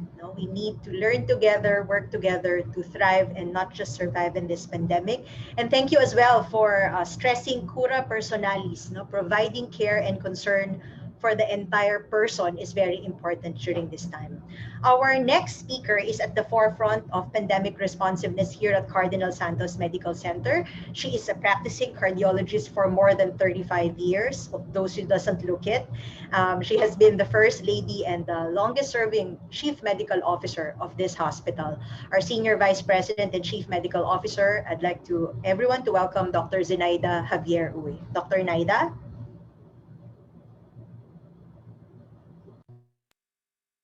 Good morning, everyone. Thank you, Lucky. Let me share my screen. Okay. So, a pleasant good morning to everyone. The past year has been tumultuous, to say the least. The COVID pandemic has taken its toll on all aspects of our lives. Yet, we continue to fight and give it our best. We have heard from the Octa Research Group latest evidence and prognosis, recommendations on how to win this fight, on how the private sector can help the government in responding to this pandemic. So, how have we here at Cardinal Santos Medical Center contributed to our community, and how have we helped our local government during this pandemic? I have titled my talk as Riding the Waves of the Past, the Present, and the Future, to share with you how we at Cardinal Santos Medical Center addressed the 3 waves of this COVID pandemic. First, let us look at the past.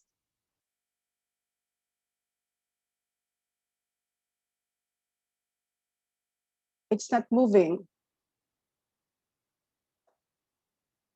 Sorry.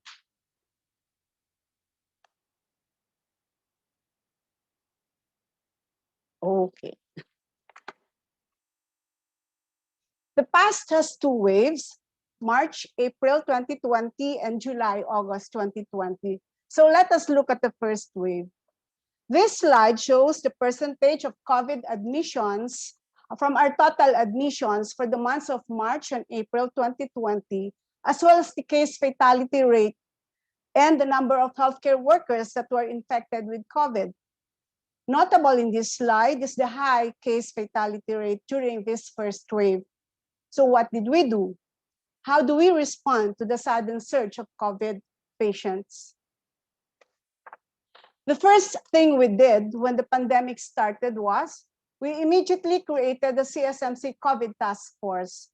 This pandemic was something we have never experienced before. We needed a body to guide us and direct us in the proper direction. Policies were created and communicated to the whole Cardinal Santos Medical Center community. We increased our bed capacity for COVID to be able to cater to as many patients as possible. We built an ER tent for COVID patients separate from the main ER for non-COVID cases to be able to contain the spread of the disease. We built a facility for quarantine of our healthcare workers as more and more of them were turning positive.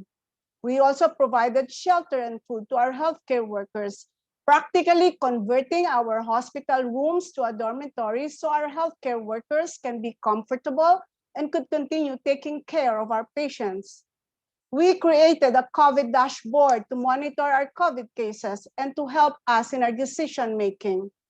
Early into this pandemic, our decisions were always data-driven through this dashboard. We also addressed the health needs of our non-COVID cases through the creation of the e-consult platform, our own brand of telemedicine. And we built a strong collaboration with our local government unit. With our limited capacity, we knew that we had to work with our local government.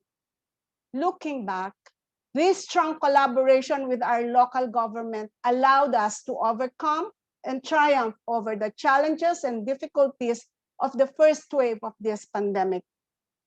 In the second wave of the past, how did we respond? This slide compares the first and second wave using the same indicators. We admitted more COVID patients in July, and our case fatality rate was at its peak in August. The second wave was punishing to our healthcare workers. 83 in July and 58 in August got infected with COVID. We were suffering in terms of manpower, fear for our healthcare workers, over fatigue, burnout, for those left to care for the sick. Very challenging times indeed. So how did we cope? We strengthened the COVID task force by involving the technical advisory group of the task force, which was a multidisciplinary group to provide expert advice on concerns and issues raised by the stakeholders. Because of the increasing number of COVID cases, we further increased our COVID capacity for COVID. Our bed capacity for COVID. We now have 3 floors designated as COVID wards. We finalized plans to build our own molecular laboratory. We learned from the first wave that we needed to have a molecular lab for our RT-PCR testing to better take care of our patients. And because of the escalating number of healthcare workers turning positive, strict safety protocols were implemented to protect our healthcare workers and our patients. We appointed safety officers in all units to monitor compliance to our safety protocols. That was the past. We had 5 months of quiet, which Mayor Francis experienced. In October, November, December, January, February, we had a decreasing number of cases. But March came with a vengeance, the third wave, which is the present. And the present brought with it more challenges. From a low COVID admissions of 7% from January and February of 2021, the third wave shocked us. Case fatality rate was at its highest during the start of this third wave. And again, more healthcare workers were getting infected. This third wave is worse than the first 2 waves last year. As you can see from our case fatality rates, death was all around us again, similar to the first 2 waves. Compared to the other months where our case fatality rate was really running at 2%, less than 5%, this third wave hit us hard. We needed to think out of the box. We needed to find ways to prevent more deaths from happening. We need to do more than just closing our emergency room and telling the public that we are full. How are we responding to this third wave? Despite our bed capacity and improved COVID facility, there was just not enough rooms for all patients coming to us for treatment. So to address the lack of beds, we came up with our home care program. We call it the outpatient COVID care for patients who need medical help. And this is intertwined with our enhanced e-consult platform, the COVID e-consult. A specialist, an internist, is available to take care of our COVID patients. Proper assessment is done prior to proper management of the patient. A daily call by a primary care physician is incorporated into the package for a thorough follow-up on the patient. And the emergency room COVID care was created to give outpatient treatment to COVID positive patients who need to be admitted but cannot be accommodated. Patients dying in their homes or in the parking lots or waiting for availability of rooms in the hospital were addressed through this program. Allow me to share with you how these two programs have helped us take better care of more patients, heal more patients, and give comfort to more patients. The outpatient COVID care was started on March 24.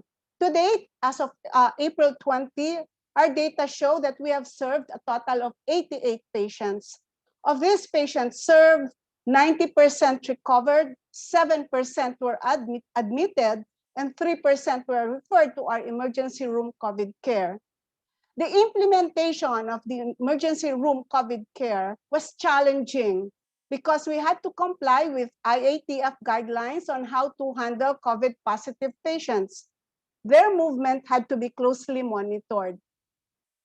This ERCC was started on March 23, 2021, and as of April 20, we have served a total of 74 patients. Of these 74 patients served, 84% recovered and 16% were admitted. The success rate of both of our OPCC and ERCC programs has allowed us to spell a difference in the lives of our patients, address our lack of rooms, and shorten our waiting list in the emergency room. We continue to innovate. We respond based on the needs of our patients, taking into consideration the welfare of our healthcare workers. We know we can only do so much, but we are willing to stretch ourselves to the limit just so we save more lives. The future. What does the future hold for all of us? And how can we as a private hospital help and make a difference in this fight? We commit ourselves to be part of the vaccination of the general community. This is a Herculean task for the government. The private sector must be willing to help if we want to see an end to this pandemic. One aspect of this pandemic that is often neglected is the mental health of our people. We commit to strengthen programs for mental health care. And we commit to partner with our LGU in initiatives that will bring an end to this pandemic. We will always be your partner, Mayor Francis. Together, we will win this fight. He calmed the storm to a whisper and stilled the waves. There is hope for all of us. Thank you and good morning. Thank you, Dr. Naida, and for sharing with us how you've handled the waves of the past, the present, and the future, and of course, for the work that you do along with all our other healthcare workers at Cardinal Santos and all over the Philippines. Now, to do a bit of integration and call to action, because you've heard so many speakers this morning, is the architect of this morning's Webicon. And I'm sure this is the first, and definitely it will not be the last. No? So to hear about steps, common steps we can take together in order to fight and win this war against COVID-19, we'd like to hear from the President and Chief Executive Officer of Cardinal Santos Medical Center, Mr. Raul C. Pagdanganan. Sir? Magandang tanghali po sa bawat isa sa inyo, sa ating mga kaibigan sa OCTA, ating panel of reactors, sa ating mga kaibigan sa pribadong sektor, ang mga minamahal nating miyembro ng media. The pandemic has disrupted most, if not all, aspects of normal life. The new normal is difficult, and we are impatient to return to the life as we knew it. So, how can we cope and carry on these difficult times? This Webicon touched on so many important things. Some have been the subject of much discussion since the beginning of the pandemic. Some are novel solutions that we want to harness as we chart our path forward in this once in a generation health crisis. One important thing really came to focus for me, that conversations between various sectors of our society must not start and end here. The discourse about this pandemic must be continuous, frank, and goal-oriented. We are all in this together, and only together we can put an end to this threat. Different industries, public and private, different challenges, all of unprecedented scale. If anything, bringing all of us together here provides an opportunity to reset. If ever there was a moment in which we are shaken out of complacency and called to act with audacious intent and collaboration, it is now. All of us are stakeholders. We need to work together and to work better in this crisis. And we must drive home the imperative for close cooperation at every level. Yes, today is the first leap.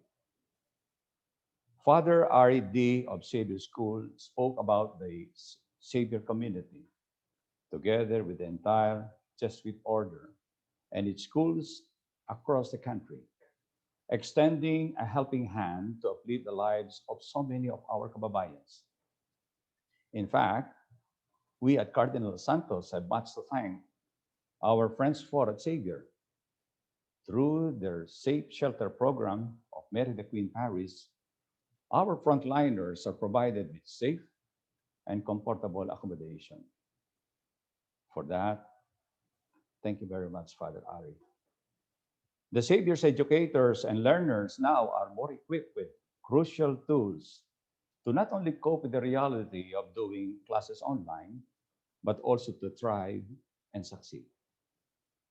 In his conclusion, Father Ari highlighted three important things: focusing on the needs of the people most affected by the pandemic, innovating in the face of the challenges, and showing magis, never settling for what it is, and constantly searching for ways to make things better. And I think those three important ideas are something that we can apply in every aspect of our pandemic response.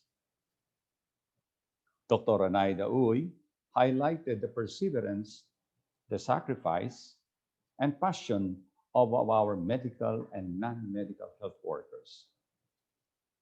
Through, though tired and weary, they continue to stand up to the challenges of this deadly virus. She was eloquent in sharing with us the innovation that opened ways of helping our sick patients who otherwise could not find a room anywhere in or around the city, as most hospitals that were inundated with COVID-19 patients were forced to ask people to search for other institutions that would take them in. Having said that, Dr. Anaida spoke of how we at Cardinal Santos innovated our clinical management so that we could serve certain COVID patients who had nowhere else to go. These are asymptomatic to moderate COVID-19 patients who seek early immediate care, but turned away by hospitals to give way to more serious COVID-19 cases. Dr. Anaida, thank you for sharing the COVID care outpatient programs with all of us here. And I will be remiss if I do not underscore how proud we are of our caring Cardinal Santos and the rest of the Metro Pacific healthcare workers who, despite the risk to themselves and their families, never think twice about going and beyond for our patients. It was indeed most informative to hear about the efforts of the city of San Juan, led by our Mayor, Francis Zamora, addressing seemingly insurmountable odds posed by the pandemic. And they've had to battle the strains that impacted an already vulnerable healthcare system, along with the negative economic and social issues. It is remarkable that San Juan was one of the first LGUs to launch its COVID vaccination program, with a target to radically reduce COVID cases in the city. We also launched an on-ground house-to-house vaccine campaign. Thank you, Mayor Francis, for sharing that. And while COVID information, real or fake, have filled every forum of media, some of us have mostly relied on the transparent, comprehensive, research-based data and information from the Okta Research Group. To the Okta Group, thank you for giving us material that we can use as guide for our collaborative roadmap to resilience during a pandemic. There are numerous takeaways from our speakers this morning, indeed. And while the pandemic represents a crisis of unprecedented scale, other challenges must continue to be addressed. And an important point raised by Okta Research Group, not just today, is that intersecting crisis requires systemic, not merely palliative responses. Aside from this, Okta Research emphasized the inherent value of all stakeholders at every level working closely together towards lasting and more meaningful solutions. And we, as leaders of the various sectors of our community, cannot be sure our organizations are truly resilient until we are tested by adversity. The last year and the first 4 months of this year have been the toughest and the most difficult tests we have ever taken. This pandemic has laid bare the deep-seated weaknesses in our system, in education, in healthcare, in governance, retail, and business in general. We need to be safe and therefore be physically distanced, but also socially more connected going forward. We need to build bridges that will connect different sectors of our society so that we can work together and bring out the collective expertise to put forward solutions that can help make the pandemic more manageable. And from the collective wisdom and wealth of informations provided earlier by Okta Group and the panel of our reactors, we propose a few concrete steps that we can take to start moving this ball forward and make a difference on how to deal with this crisis. First is to light the fire of volunteerism among our people.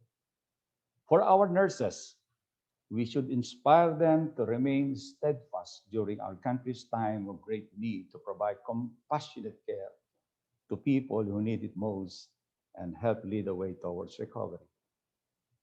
For the public, we ask them to do their part in this fight.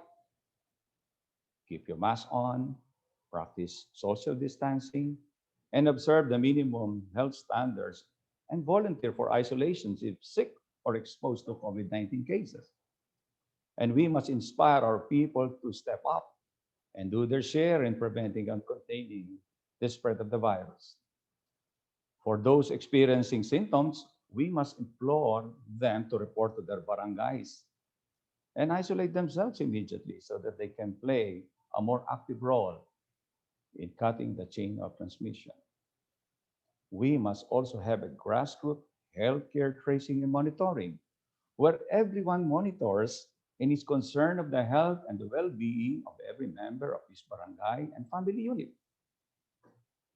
Second, let's engage the private sector to create more impactful solutions.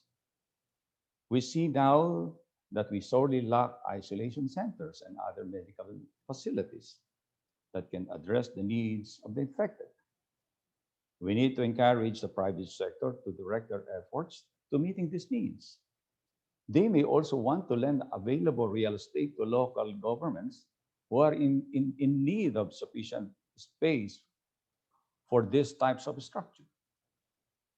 Thirdly, and this was echoed also by Professor Ranjit, by creating a unified warning system that automatically triggers effective mitigating measures when we encounter surges in the number of cases, at least within our locality.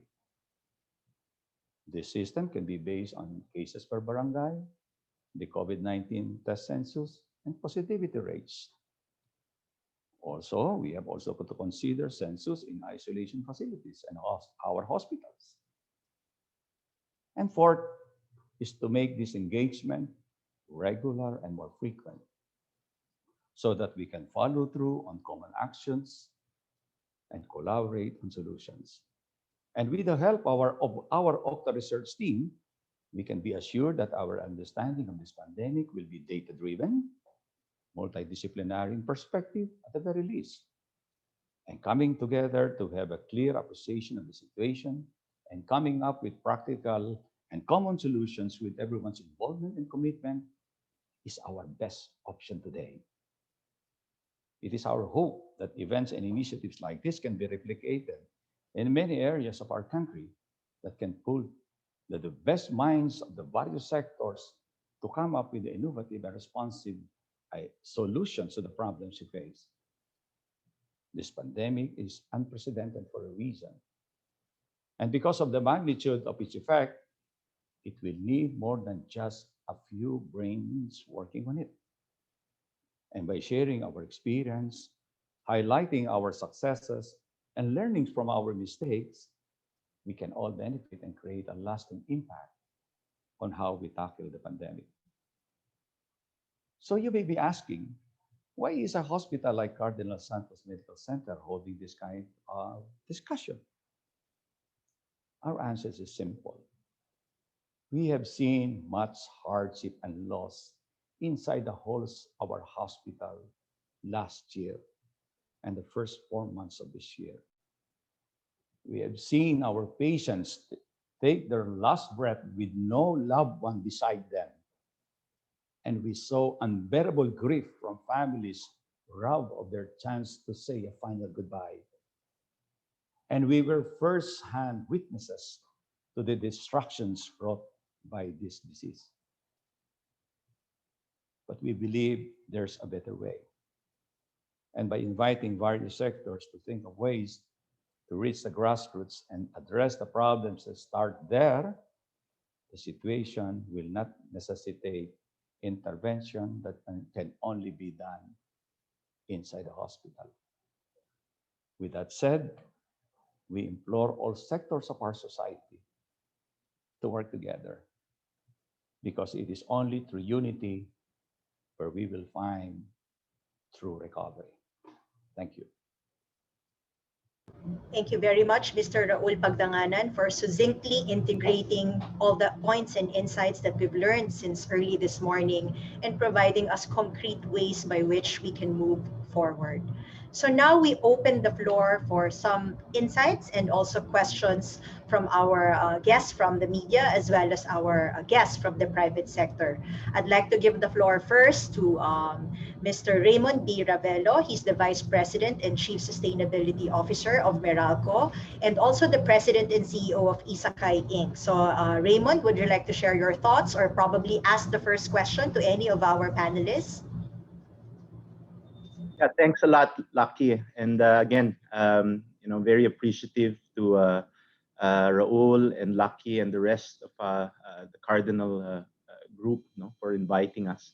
It's certainly our pleasure and privilege to be here, And it's been a very insightful and informative session. So thanks to the Okta group for doing that, and also very encouraging to see the many initiatives launched by the different sectors. So Mayor Zam shared what they are doing in San Juan, of course, Father Ari in the academe, and of course, Dr. Zenaida at Cardinal. So thank you very much for that.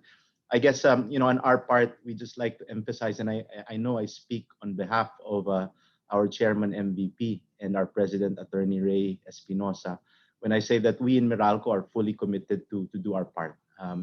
And clearly, our role in this pandemic is to ensure that, as we always say, we keep the lights on, especially for those who are in the thick of the battle against COVID-19. Obviously, everybody has to be powered on, but we have a special care for those in the thick of the battle. No? So, since the beginning of this pandemic, we've energized and maintained over 700 institutions, no?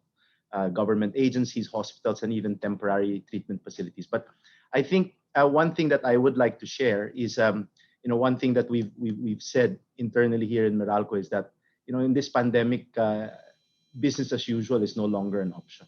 And so, in as much as our role is to keep the lights on and to keep electricity flowing, we'd like to also help beyond our core services in this time of great need. So, in any way we can help. You mentioned, Lucky, that I take care of one of our businesses, which is an electric vehicle subsidiary, called Isakay.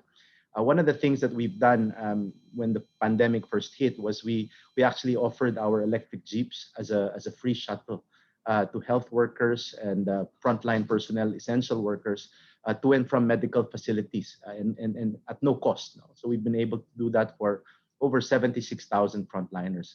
As well, again, just to be creative about how we can help, during the height of the pandemic, also we opened up our facility here in Meralco and opened it up as a facility to house frontliners from our neighbors, the medical city naman. And there we were able to provide accommodations, beds, meals, even a TV with Netflix and some exercise equipment to make sure that they're in tip-top shape for the job at hand. So I think it's just a way for us to underscore that, again, everybody pitches in, everybody helps out beyond what they normally do. And I think that's the only way, as Raul pointed out, it's all about unity in order for us to really get to true recovery. So again, thank you very much, Lucky. And again, looking forward to seeing everybody after this and putting this pandemic behind us. So thank you. Thank you, Raymond. We'd like to hear from Mayor Zamora. Would you like to react to that, Mayor, with the commitment that Mr. Raymond Ravello of Meralco is saying? No? So they keep the lights on. They made sure that we take the people to the places they need to go to with the transportation, innovative transportation system that they have devised as well. Are these something that we'd like to also welcome in the city of San Juan, or probably things that we also need in San Juan, Mayor? First of all, I would like to thank Meralco for all the support that they have given to San Juan. In fact, we met already before, Raymond and I. He has visited my office, and we've discussed a lot of things that we can do. But actually, specifically now, I met with your team, the Meralco team, because we're just waiting basically for the electrification of our container vans. In fact, when we met last week, your city representative was present, and we're just finalizing all the details so we can already start up the electricity for the container vans, which will really help us because, as I mentioned, these will be 52 individual units with aircon and beds and toilets. So that's something that will really help us. So if we talk about specifics, basically we just need this one for now. But if I could take this opportunity already, we will be setting up the basketball court of Little Baguio as a quarantine facility. And one thing that I would like to possibly request Xavier School, since Father Ari is here and Mr. Nang, is if we could explore other services that we can offer to our people within the campus of Xavier, like if we could add the campus as a vaccination facility, if and when the volume of vaccines that we are expecting indeed arrive. Because right now, we are just using one main vaccination center, which is the Phil Oil Flying V Center. But once the thousands of doses indeed arrive, we can do multiple vaccinations per day. And Xavier would be a very ideal venue for this. because their campus is big. So if that's something we can explore also, so that we will not be constrained to just limited vaccination centers. So actually yun lang naman yung siguro nakikita kong kailangan ngayon. Quarantine facilities indeed are very essential for us because as Okta Research has mentioned and as we experience in San Juan, talagang overloaded yung facilities natin. And we don't want them to stay at home just because wala silang malipatan ng quarantine facilities. Talagang we would like to extract the positive patients from their homes and transfer them to quarantine facilities. So ito yung pwede natin gawin, such as what we've been doing here sa Kalinga Center. It's now, for the information of Father Ari and the Jack and the Savior community, it used to be for 100 patients. Ngayon we've expanded it to 139. So we utilized the remaining space of the facility to add 39 more beds, so 139 in capacity niya. And yet kinukulang pa rin sa ngayon because of the surge. So if in a nutshell, what we really need are additional quarantine facilities. In fact, we have identified them already. But to make them more sustainable, of course, yung volunteers sana ng mga doctors, nurses, no, kung meron mga alumni na every now and then gusto mag-volunteer, hindi naman kailangan daily, no, like once, twice a week, at least we can put them on rotation because limited din talaga yung mga healthcare workers natin from the local government. So yung volunteerism that Mr. Pagdanganam was mentioning, malaking bagay yan kahit na on rotation. And I'm sure there are those who have medical experience who can lend their expertise every now and then. So yun lang naman, Lucky. If we talk about specifics, malaking matutulong na. Okay, thank you, Mayor Francis. Let me summarize lang, no? So the electrification of the container vans, those are 52 units for isolation. Those are, I think that's the priority now of the city of San Juan, where Meralco can truly make a difference. Raymond, would you like to respond to that? Yeah, no, for sure, Mayor Zam, no, fully committed to supporting you on that. I believe you have spoken to Maita on this already, so we'll make sure to prioritize that. So thank you. Thank you very much, Raymond. So Mayor Francis also mentioned about the expansion of our isolation facilities and making use of the basketball court in Little Baguio and perhaps even our campus in Xavier. So we'd like to hear from Mr. Jacinto Nang Jr. Mr. Jack Nang is the Group Chief Executive Officer of Joy Nostalgia Group. Mr. Nang, would you like to respond to the request of Mayor Zam?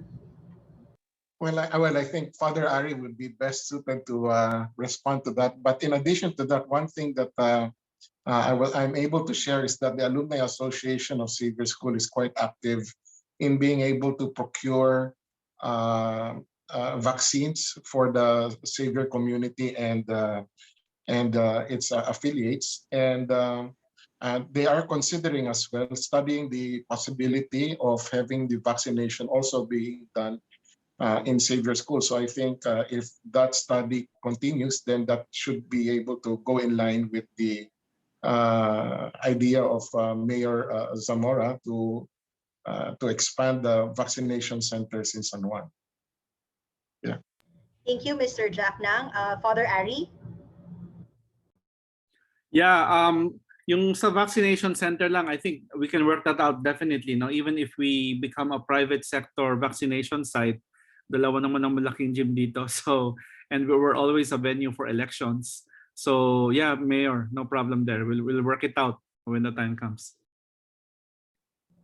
Thank you very much, Father Ari. Joining us also from the private sector, we'd like to introduce another esteemed member, the esteemed guest from the private sector, Mr. Eusebio H. Tanco. Mr. Yossi Tanco is the chairman of STI Education Systems and the president of the Philippine First Insurance and Asia Terminal. Mr. Yossi Tanco, would you like to share your thoughts, please, on this Webicon and based on the discussions mentioned a while ago? Any insights, sir? Yeah, thank you, everybody. Thanks for inviting me. It's really an honor to be part of this esteemed panel of speakers.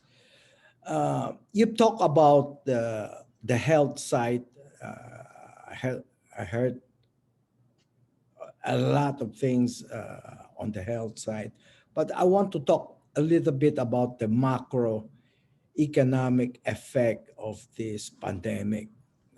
Uh, uh, of course, there's a big trade-off between the pandemic and the business sector. The pandemic has affected the economic activities of the whole economy. Last year, we suffered negative GDP growth of 9.5%. And this year, we were expecting, I think, a 6.5 percent increase over last year. But given the new development, the new lockdown, personally, I doubt whether we can achieve a 6.5% growth in our GDP this year. If we don't manage this pandemic well, I think we may even get a flat growth this year, i.e., we'll suffer the same fate as we did last year. One of the biggest problem would be unemployment. Our unemployment has, I think, shot up to unparalleled level during this pandemic. Last year at the port, at Asian Terminal, I see 3 dozen cruise vessels queuing up. We don't let them dock until they're docked in the anchorage for 15 days before we allow the vessel to come in. Every time a vessel comes in, you see thousands of Filipino OFW workers being unloaded and being laid off jobs. This is only from the cruise lines sector. And the economic sector locally, there are more people getting laid off.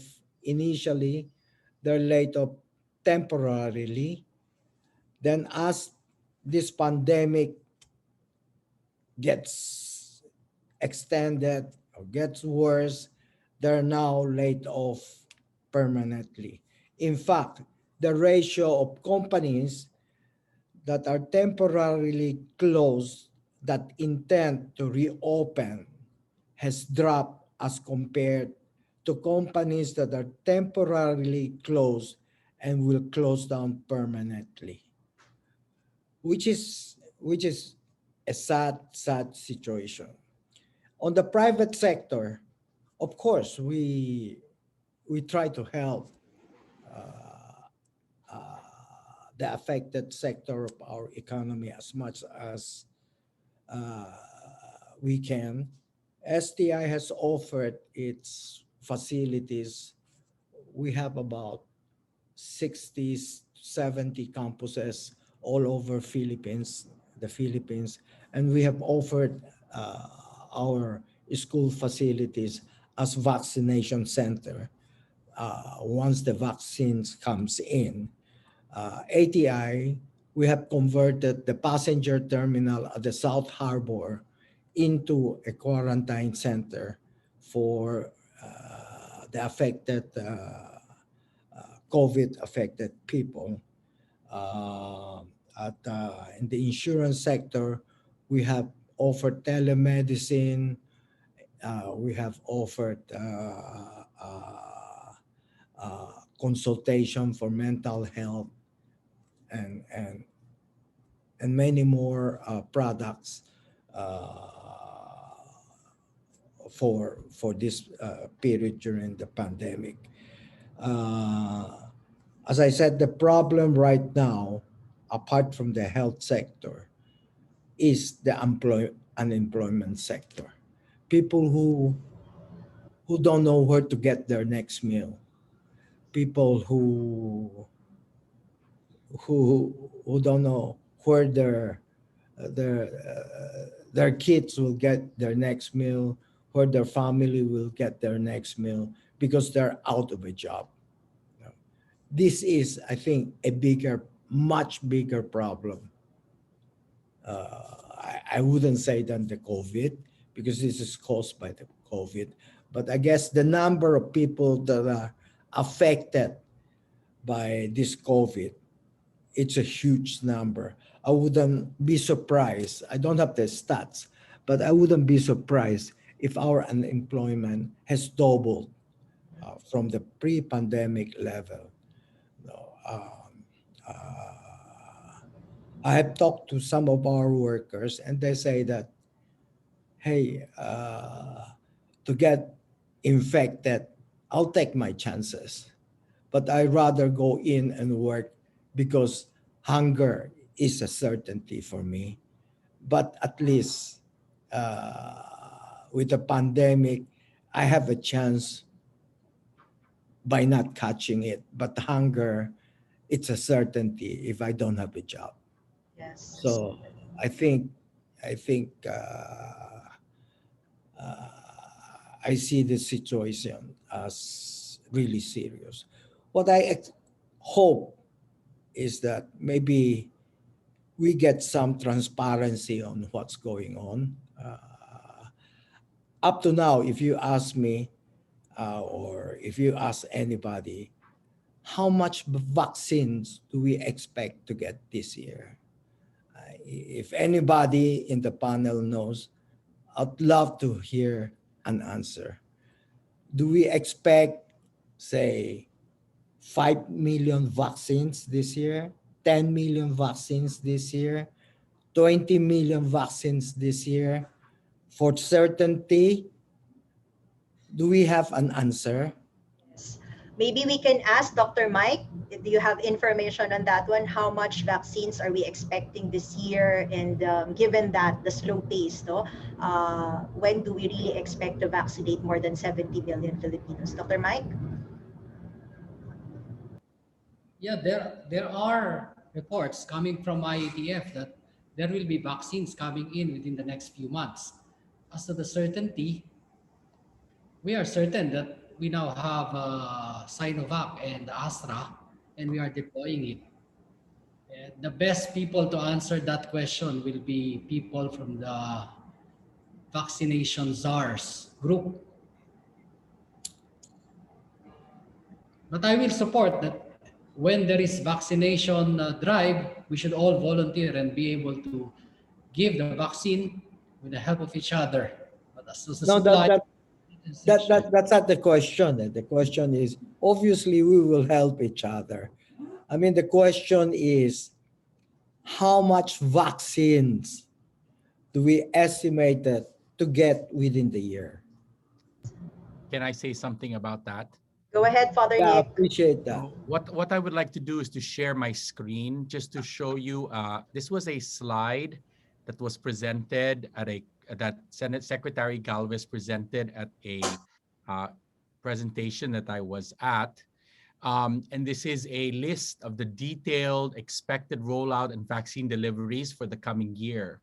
Now, as he pointed out, one of the reasons why we are struggling with vaccines at this time is because the Biden administration exercised numerous options in the last 2 months to secure more vaccines in the United States. So as of 2 days here in the United States, all American adults now have access to vaccines. We've reached that point where we now have general public vaccinations, and we have discovered, so here in my home state in Rhode Island, they provided 6,000 vaccination appointments on Monday to anyone, and they discovered that only 1,000 of them have been taken up. So one of the struggles now that the United States is facing is we have hit the ceiling from vaccine hesitancy. The challenge now, so the goal of the Biden administration is to complete the American vaccination schedule on July 4th.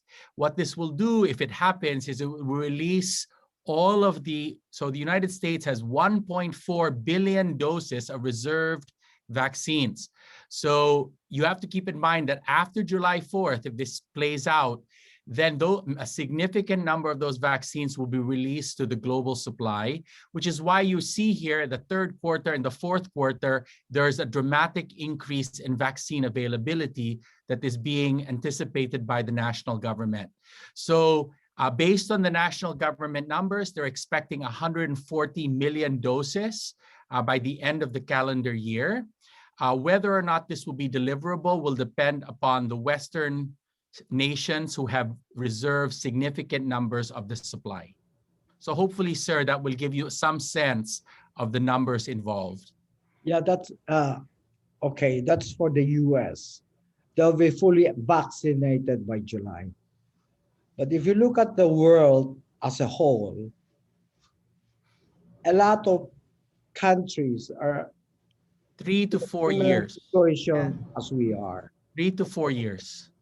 3 to 4 years. Yes. That's right. Okay. In the US, you have 330 million in population. How about the rest of the world? You know, how much vaccine does the rest of the world needs to achieve, say, herd immunity? And So we're competing with the rest of the world. Yes. yes, we are. The Philippines is competing with the rest of the world. However, again, to give you another sense of perspective, there are approximately 100 million doses of AstraZeneca that are in storage in the state of Ohio in the United States. AstraZeneca has not even been approved for vaccination in this country, so no one has used AstraZeneca. So the United States is sitting on hundreds of millions of doses. So it's true that there will be competition with the other countries, but the Philippines has already signed papers in a sense to reserve the doses. And the challenge now is that these doses have been promised to the Philippines on the contingency that they will be available after production. So the idea here is once the United States completes its vaccination strategy, hopefully all of these vaccines which the United States had reserved will now be released. And since the Philippines has already signed 140 million doses, those will become more available than they are at this time. So one of the reasons now we don't have any vaccines in the Philippines is there's none in the world. But hopefully, and Secretary Galvez has said this in his testimonies to Congress, after July, the hope is that the Western countries will have, in a sense, gotten enough of control. So the UK is also expected to complete its vaccination strategy in July. So many of the largest countries which are hoarding vaccines will now begin to release their stocks. And so the stocks that we are waiting for in the Philippines will now become available. Yes. Thank you, gentlemen, for that discussion on the vaccines. Actually, the next topic come May that we plan to hold, what next Webicon topic would really be on vaccination, because just this single topic will really take the entire time for us to discuss. No, but I guess the point stressed by Mr. Yossi Tanco is that when you talk about well-being, it's not just about the physiological well-being of people, it's also the economic well-being, right? And maybe to share more about what they're doing on their front on that part, we'd like to call Jack Nang. Anything, sir, you'd like to share on the insights also shared by Mr. Yossi Tanco?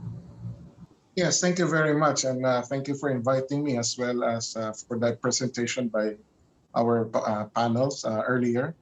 I guess I would like to share with you that as much as what we have been thinking about how to arrest the problem and how we're trying to solve the problem, I think the other thing also we can look at in a bigger picture is how to prevent the problem from happening all over again. And I think one of the things that we are having a problem with is in our country why infection is very fast is because of the congestion that we have. As maybe unknown to many people, I think prior to our COVID crisis, what we have been having for more than 20 years is actually a homelessness crisis. Currently, in 2016, I think the official number of homeless families is somewhere at 5 million. And this is projected to be 12.5 million in 2030. So if we just proportionate that, probably we're somewhere at around 7 million homeless families right now. And these are families that obviously could not exercise quarantine isolation properly in their own homes. And that's the reason, partially, I would think, why congestion is why infection rates could be very, very fast in our context, especially in the very urbanized area where the economic centers are located. And so I think that apart from thinking about all these short-term, immediate and short-term solutions, including, of course, vaccination, is to be able to also see a more broader solution moving forward. I think there is a great deal of attention that has to go through homelessness. And that is something that our company is addressing. Our core business is actually in social housing. And thankfully, we have progressed very much last year. We were able to actually build and turn over around 5,000 houses last year, despite the crisis. And in fact, we accounted for 1/3 of all socialized housing in the country last year, which unfortunately is still not enough because that's only around 16,000. Just to give you an idea, the Pag-ibig Fund last year awarded 60,000 home loans. And of that 60,000, only 16,000 are actually on the socialized segment, which is the poorest, the minimum wage market for housing. So I think there's a lot of things that should happen as far as housing. And the nice thing, the great thing with housing is that it helps alleviate the congestion in the urban centers. At the same time, it is an economic driver. Each house would require so much cement, so much steel bars, so much pipes, and even energy consumption with our friends in Meralco. We are very glad that last month we had a meeting with Meralco, no less than with its president, and they have committed to even create a task force to be able to ensure that all the houses that we have built are energized sooner, to precisely allow people to move in and decongest these different areas that they're coming from. So this is something I think that it's good for us to, for some of us who obviously could not really do much for the short term, but I think that there is space for other people to think about the long term, about preventing this crisis from happening all over again. So I think the slogan of "We heal as one" is probably the key to our solution, with one being the key word in that phrase. I think the country has to come together as one and not be fragmented as I mean, we may have 7,000 fragmented islands, but we should be one nation in being able to solve this problem. So that's all. Thank you. Thank you, Mr. Jacknang. I think what you, Mr. Tanco, and of course, Mr. Ravelo here also emphasized would be, as we solve the problem on COVID-19, the problems we continue to solve even prior to the pandemic. They're still happening, and there are still things that we need to solve. No, poverty, urban planning, housing, all of these things remain to be very important issues, and perhaps have been exacerbated by this pandemic. So before I open the floor for questions of the media, are there any other comments from our panelists regarding what has been exchanged, particularly on the well-being, economic well-being also, of our constituents? Anyone? Yes, Mr. Dr. T, go ahead. I appreciate what Mr. Tanco, Mr. Nang are saying. That's why in many of my presentations and my way of discussing this pandemic, just able to give data related to health, and not any decisions regarding restrictions, regarding loosening economic restrictions should be left to a multidisciplinary and interprofessional discussion in the proper authority, and that is the interagency task force. They have the correct perspective. They will have the proper data, collective data, because you're right, Sir Yossi, Sir Jacinto, health is just one of them. So we should always look at the total oneness of our nation as we respond to this pandemic and try to move on with what is given. That given is the situation now. How do we move forward? What are the things that we can improve? And I'm happy with what Cardinal Santos has done, what the LGU of Mandaluyong has done. Within our limited constraints, we were able to move as one and decrease our problem in health. And we are continually decreasing it by the proper response that we are now instituting, with the help, of course, of the private sector. Thank you very much. Thank you, Dr. T. I think you meant the local government of San Juan, right? The host of this Webicon. Yes, San Juan, Mandaluyong, Mandaluyong. Oh, Baka sorry. next month, invite na rin natin si Mandaluyong. Yes. There's a question here from the media. This is from Mr. Gerd Cahiles of CNN Philippines. This is for Octa Research. I'd like to post this to Dr. Guido David. Based on the current hospital capacity and number of healthcare workers, what is the ideal number that must serve as indicators that the government should close down borders to prevent another surge? Yes, actually, for that question, I will ask Father Nick to answer that, because it was actually addressed or part of his presentation. Okay, go ahead, Father Nick. So thank you for that question. As you can see, if we are basing our concern right now is we need to decongest our hospitals. And as you can see, the decongestion of our hospitals will depend upon the reproduction number that we can sustain over a several week period in order to allow the daily case numbers to decrease. So just to answer that question, if the reproduction number begins to rise again, and before we are able to properly decongest our hospitals, then that would be a warning sign to all of us that we may have to reconsider opening up opening up further than we already have. So basically, it's the reproduction number, and we can easily model the hospital occupancy with given reproduction numbers. So at the moment, it is below 1. We are hoping it will go to at least 0.8. This will decongest our hospitals by the end of May, the beginning of June. So if we are not able to drop that R to that level, then the hospital utilization rate, the HCUR, hospital occupancy, will continue to be at capacity for a long time. Thank you, Father Nick. This is for Dr. Guido from Ms. Monsi Serrano of PhilBiz News.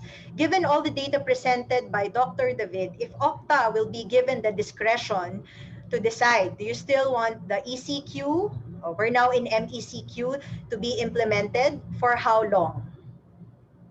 Well, I appreciate the question.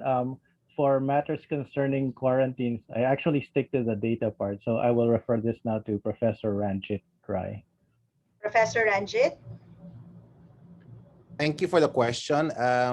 Octa believes in getting the data first now before we make assessments. Definitely before this 3-week MECQ, we suggested an ECQ really to speed up the drop of to accelerate the decrease in the R. But now that we have the government, as Professor T, Dr. T has already noted, has provided a decision and has looked at it comprehensively. Octa is of the position we want to make this MECQ work. Yeah, and so we will make that estimation. We will make that recommendation at the end of the 3-week period, which will be on just before April 30. Right now, things are looking good as far as the R is concerned, but people have to note that while the R will go down and is going down, that we need to sustain it, and that actual case numbers, active cases will go down a few weeks after. So let's see, no, if we see a definite trend going down, uh, we will make a recommendation as soon as we see that. No? Right now, it's premature to make any recommendations without the data for next week. And so we want to make sure that we see a trend going down. If it's going down, then that's well and good for all of us. We should be able to, if we are able to sustain it, we should be able to see in the next few weeks a drop in active cases, and hopefully, as Father Nick as projections are showing, before June, or in the middle of May, we might see a decongestion of our hospitals. Okay, while that's happening, we could, in the short term, expand capacity of our hospitals, especially the hiring of nurses, so that those hospitals that are now congested can be relieved of some of the stress. Okay, So thank you that's my very much. position. Yeah. Thank you, Professor Ranjit. This is a question from Stephanie Mayo from the Daily Tribune. And I'm reading her question. She says she's a COVID survivor in San Juan City, and she has several questions. This is directed to the doctors, probably Dr. Naida and Mayor Francis. No? Does the hospital or the LGU have any plans to build post-COVID care clinics for long haulers? And for COVID patients in home management care who are relatively strong but are required by their doctors to get X-ray due to their symptoms, is there a plan to get chest X-ray, mobile chest X-ray, or at least make it easy for them, no, instead of coming to the hospital? Maybe Dr. Naida first on yung COVID care at home, how we're doing this, and then Mayor Francis on post-COVID care clinics. Dr. Naida first. Okay, thank you, Lucky. For the COVID care, for the post-COVID care, that's what she meant, right? For the survivors of COVID, more often than not in the private setting, it is done by the private physician, by the attending doctor. So the patient, once discharged, follows up with his or her doctor. But I made note of that because I think it's something that we should organize as well here in Cardinal. Post-COVID care clinic. That should be really helpful amongst our patients, especially if they were severe critical cases and then they would need long-term care. So I took note of that because I was reading the Q&A box, and it's an excellent idea. The other question on X-ray, at the present time, when a patient needs a chest X-ray, we do ask them to come to our hospital, which is part of our outpatient COVID care. So they still have to come to us for X-ray. We don't go to them for their X-ray. Okay, thank you, Dr. Naida. Mayor Zamora, are there plans by the LGU on that one? Yes, thank you for the question. In fact, the same answer as Doc Naida. Magandang plano siya. It's the first time actually that someone had advocated something like this, to be honest with you, because a lot of people are focused on current situations. Hindi masyado pa dun sa post-COVID care. So that's something that we can explore. In fact, prior to the Webicon today, Mr. Pagdanganan and I were talking and trying to figure out things that we can do to further improve our interventions. And this is something that we can indeed explore within San Juan and also possibly in partnership with the private sector. However, I would like to share with you that right now we have a memorandum of agreement with the DOH and with hospitals such as Cardinal Santos and also UARM, Lourdes, De Los Santos, a lot of private hospitals we have MOAs with. Wherein if the service that you need, the medical service or procedure that you need is not available at the San Juan Medical Center, we have DOH funding to cover for your expense. So you can actually go to Cardinal Santos, which is more often than not the case here in San Juan. Our constituents go to Cardinal Santos, and whatever bills they incur, for as long as it does not reach a ceiling or the limit, go beyond the limit, we can cover that for you. So hindi nyo kailangan bayaran because babayaran yan ng DOH funds natin. And that's something that Doc Naida and Mr. Pagdanganan and I closely coordinate with. So in case you will need any post-COVID care, hindi man available sa ngayon yung facilities na to, you can get this from Cardinal Santos and we can help you shoulder the bills. Thank you, Mayor Francis. This question is for Father Arity. When do you think is the best time to go on face-to-face class? Well, we've been hankering for that, no, because our students really want to come back to school. But I think the first principle is always public health. In fact, I spoke to the mayor about this a few times, no. When can we allow older students to come to school? So what I foresee is that the earliest we can have some form of hybrid learning where students can partially come back to school would be the second half of next school year. So maybe January of 2022. And even then, it's going to be hybrid because we cannot have 30 students in one classroom, maybe only half of that. So that's what we're designing right now. We're spending a lot of time visualizing what it will look like when students can come back to school. Thank you, Father Ari. This is a question for Father Nick. What is the update regarding the oral COVID vaccine that you are developing? Will our country be able to use them since it seems that we are the last priority in terms of vaccine availability? So thank you for that question. My students and I have spent the last 3 months constructing the yeast vaccine delivery system. We have completed the construction for the ancestral strain. We also have to make a vaccine delivery system for the variants now that the variants are spreading throughout the NCR. We are testing that vaccine delivery system here in the United States at this time to make sure that it secretes the fragment of the SARS-CoV-2 spike protein that we engineered into the cells. We're hoping to know these answers in the next few weeks. I am scheduled to return to the Philippines on the 7th of May and to go into quarantine for however number of days it will take, in spite of me being doubly vaccinated. But my hope and my prayer is to return to the Philippines so that we can test it at UST. We are looking forward to that, Father Nick, your homecoming with a solution, no? A dose of hope as well. This is the last question I'd like to pose to the group so anybody can answer it. So how can the government or the private sector ramp up efforts to hire more healthcare workers? And this is a question from Ara Perez, but maybe instead of focusing on hiring, are there any other innovative solutions? I think Dr. T mentioned deputizing other allied health professionals to do some nursing work, no? Nursing care work. Is that something we are exploring? Anybody from the panel? Well, one way to address the situation is to really ask for volunteers in regions all around the country where there are no surges and where cases are very low. And we have started that already. We got about 100 volunteers. We need to expand that volunteer program, meaning borrowing nurses, healthcare professionals from the different regions.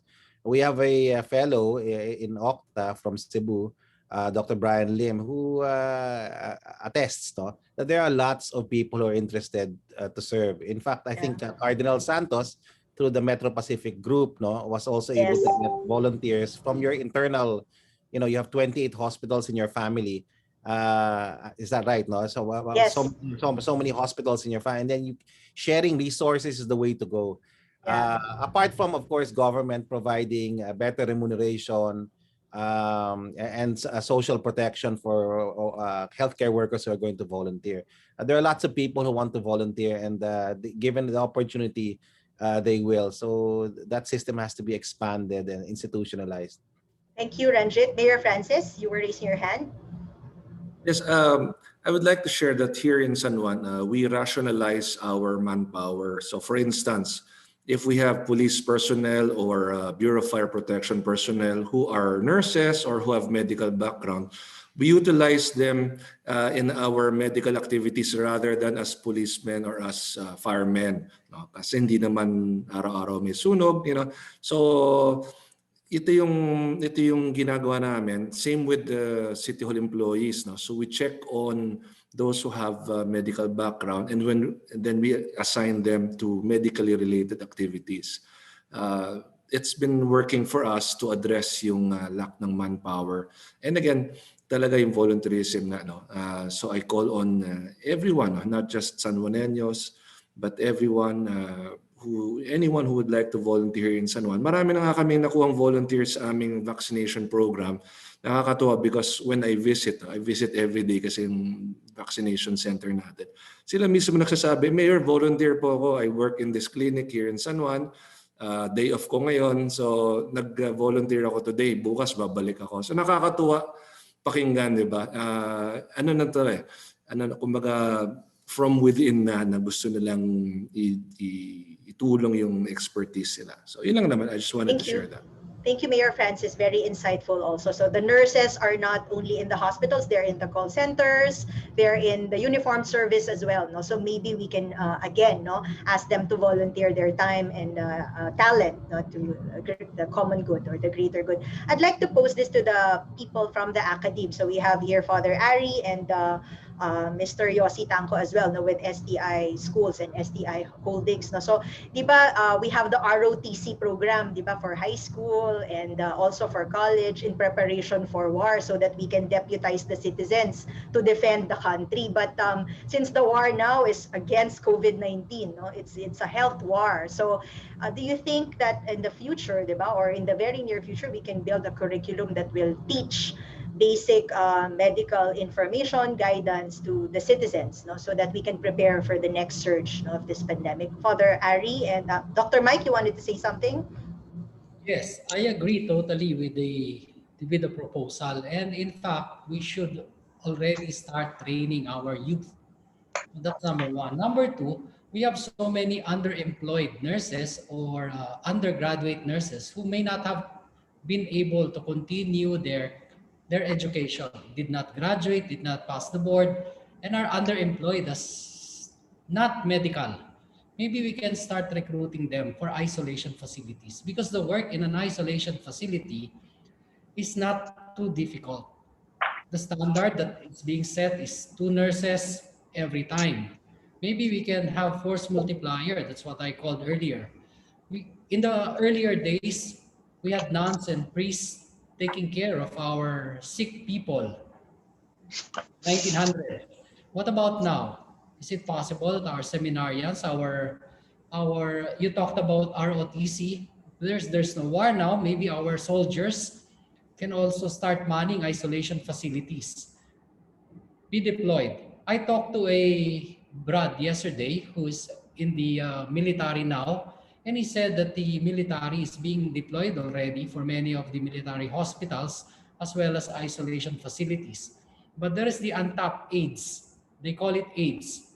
The medics in the field who take care of wounded soldiers. If they can do that for trauma, why can they not do that for isolation facilities? Maybe we should reconsider the strict standards that we have for isolation facilities.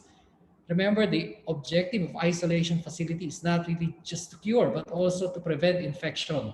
And a strict triaging, meaning you do not put patients who are at higher risk, those with comorbidity, in these facilities, then you don't have people turning worse in this area. So if we can do that effective triaging, we can have people to man these places that are not really nurses, but those with some medical background currently underemployed.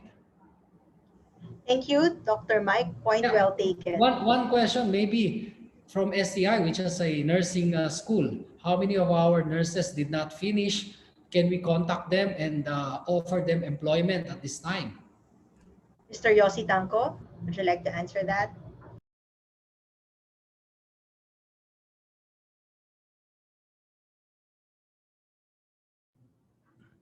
That's a good idea. Maybe we should explore that. I haven't explored that yet. Thank you, sir, at least for something we can all work on. And I think Father Ari as well, because they have a tech book school as well that they're managing for Xavier. just last question from the media. Now, this is from GMA. This is for the Okta research team. Ano ang mga dapat mangyari para ma-downgrade na ang NCR Plus sa GCQ? Ano po ang target specific numbers na dapat ma-achieve? Like ano dapat ang daily average of new cases, ICU occupancy, and reproduction rate? Kasi na-share kanina, it's 0.9, the R is 0.99, I think. So anybody from Okta Research can answer that? Yeah, right now, I don't know. We are still looking for. We're still trying to get the data, no, the accurate data and a sense of the situation, no. We're hoping sana we could go down to something like 0.8 sa R. We're hoping that we could go down to something like 60% or even less for hospital occupancy and ICU occupancy. It will take some time for us to get active cases down. So the key point for Okta is that we cannot prematurely open until we have set, the IIT has set these milestones that we need to achieve. But for Okta, it's very clear. We need to have transmission down. We need to at least open up when our hospitals are ready to open up. And right now they're filled up. Right now ICU capacity is maxed out. So this is not yet the time for us to open up. So we let's see next week how we're going to fare as far as the R is concerned, and the situation with some of our hospitals. So that in a sense is how we're going to answer the question. So we need a bit more time. That's what you're saying. Even if the R has gone down to 0.99, parang 1 week pa lang yung nakita yon, hindi ba? So it's not yet the trend that we're seeing.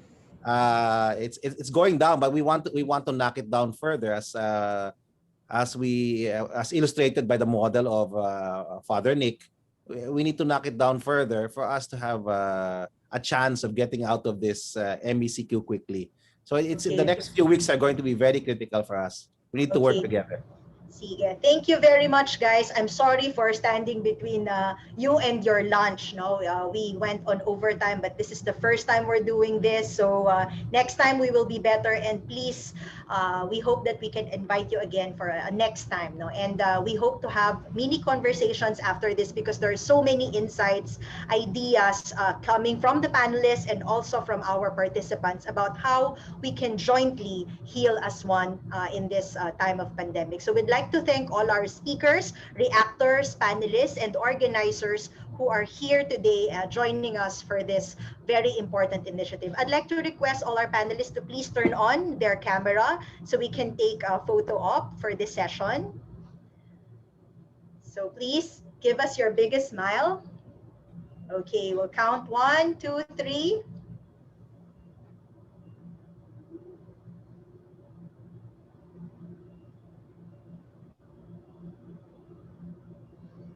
Okay, did we have the photo taken? Thank you very much, everyone.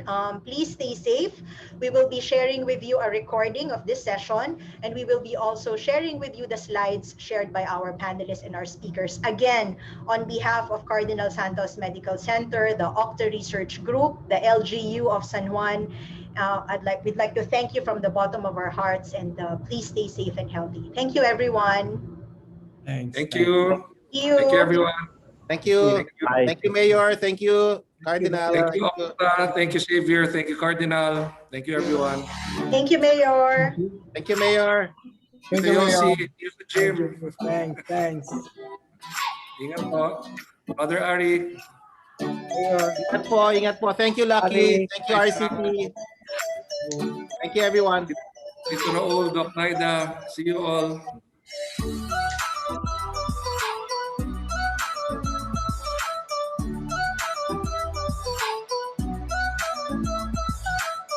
Thank you, Raul. This is a very nice one. Huh? Thank you. Bye-bye. Thank you, Lucky. Thank you very much. Thank you, Mr. Nang. Thank you very much. All right. By the way, can I have a copy of the slides?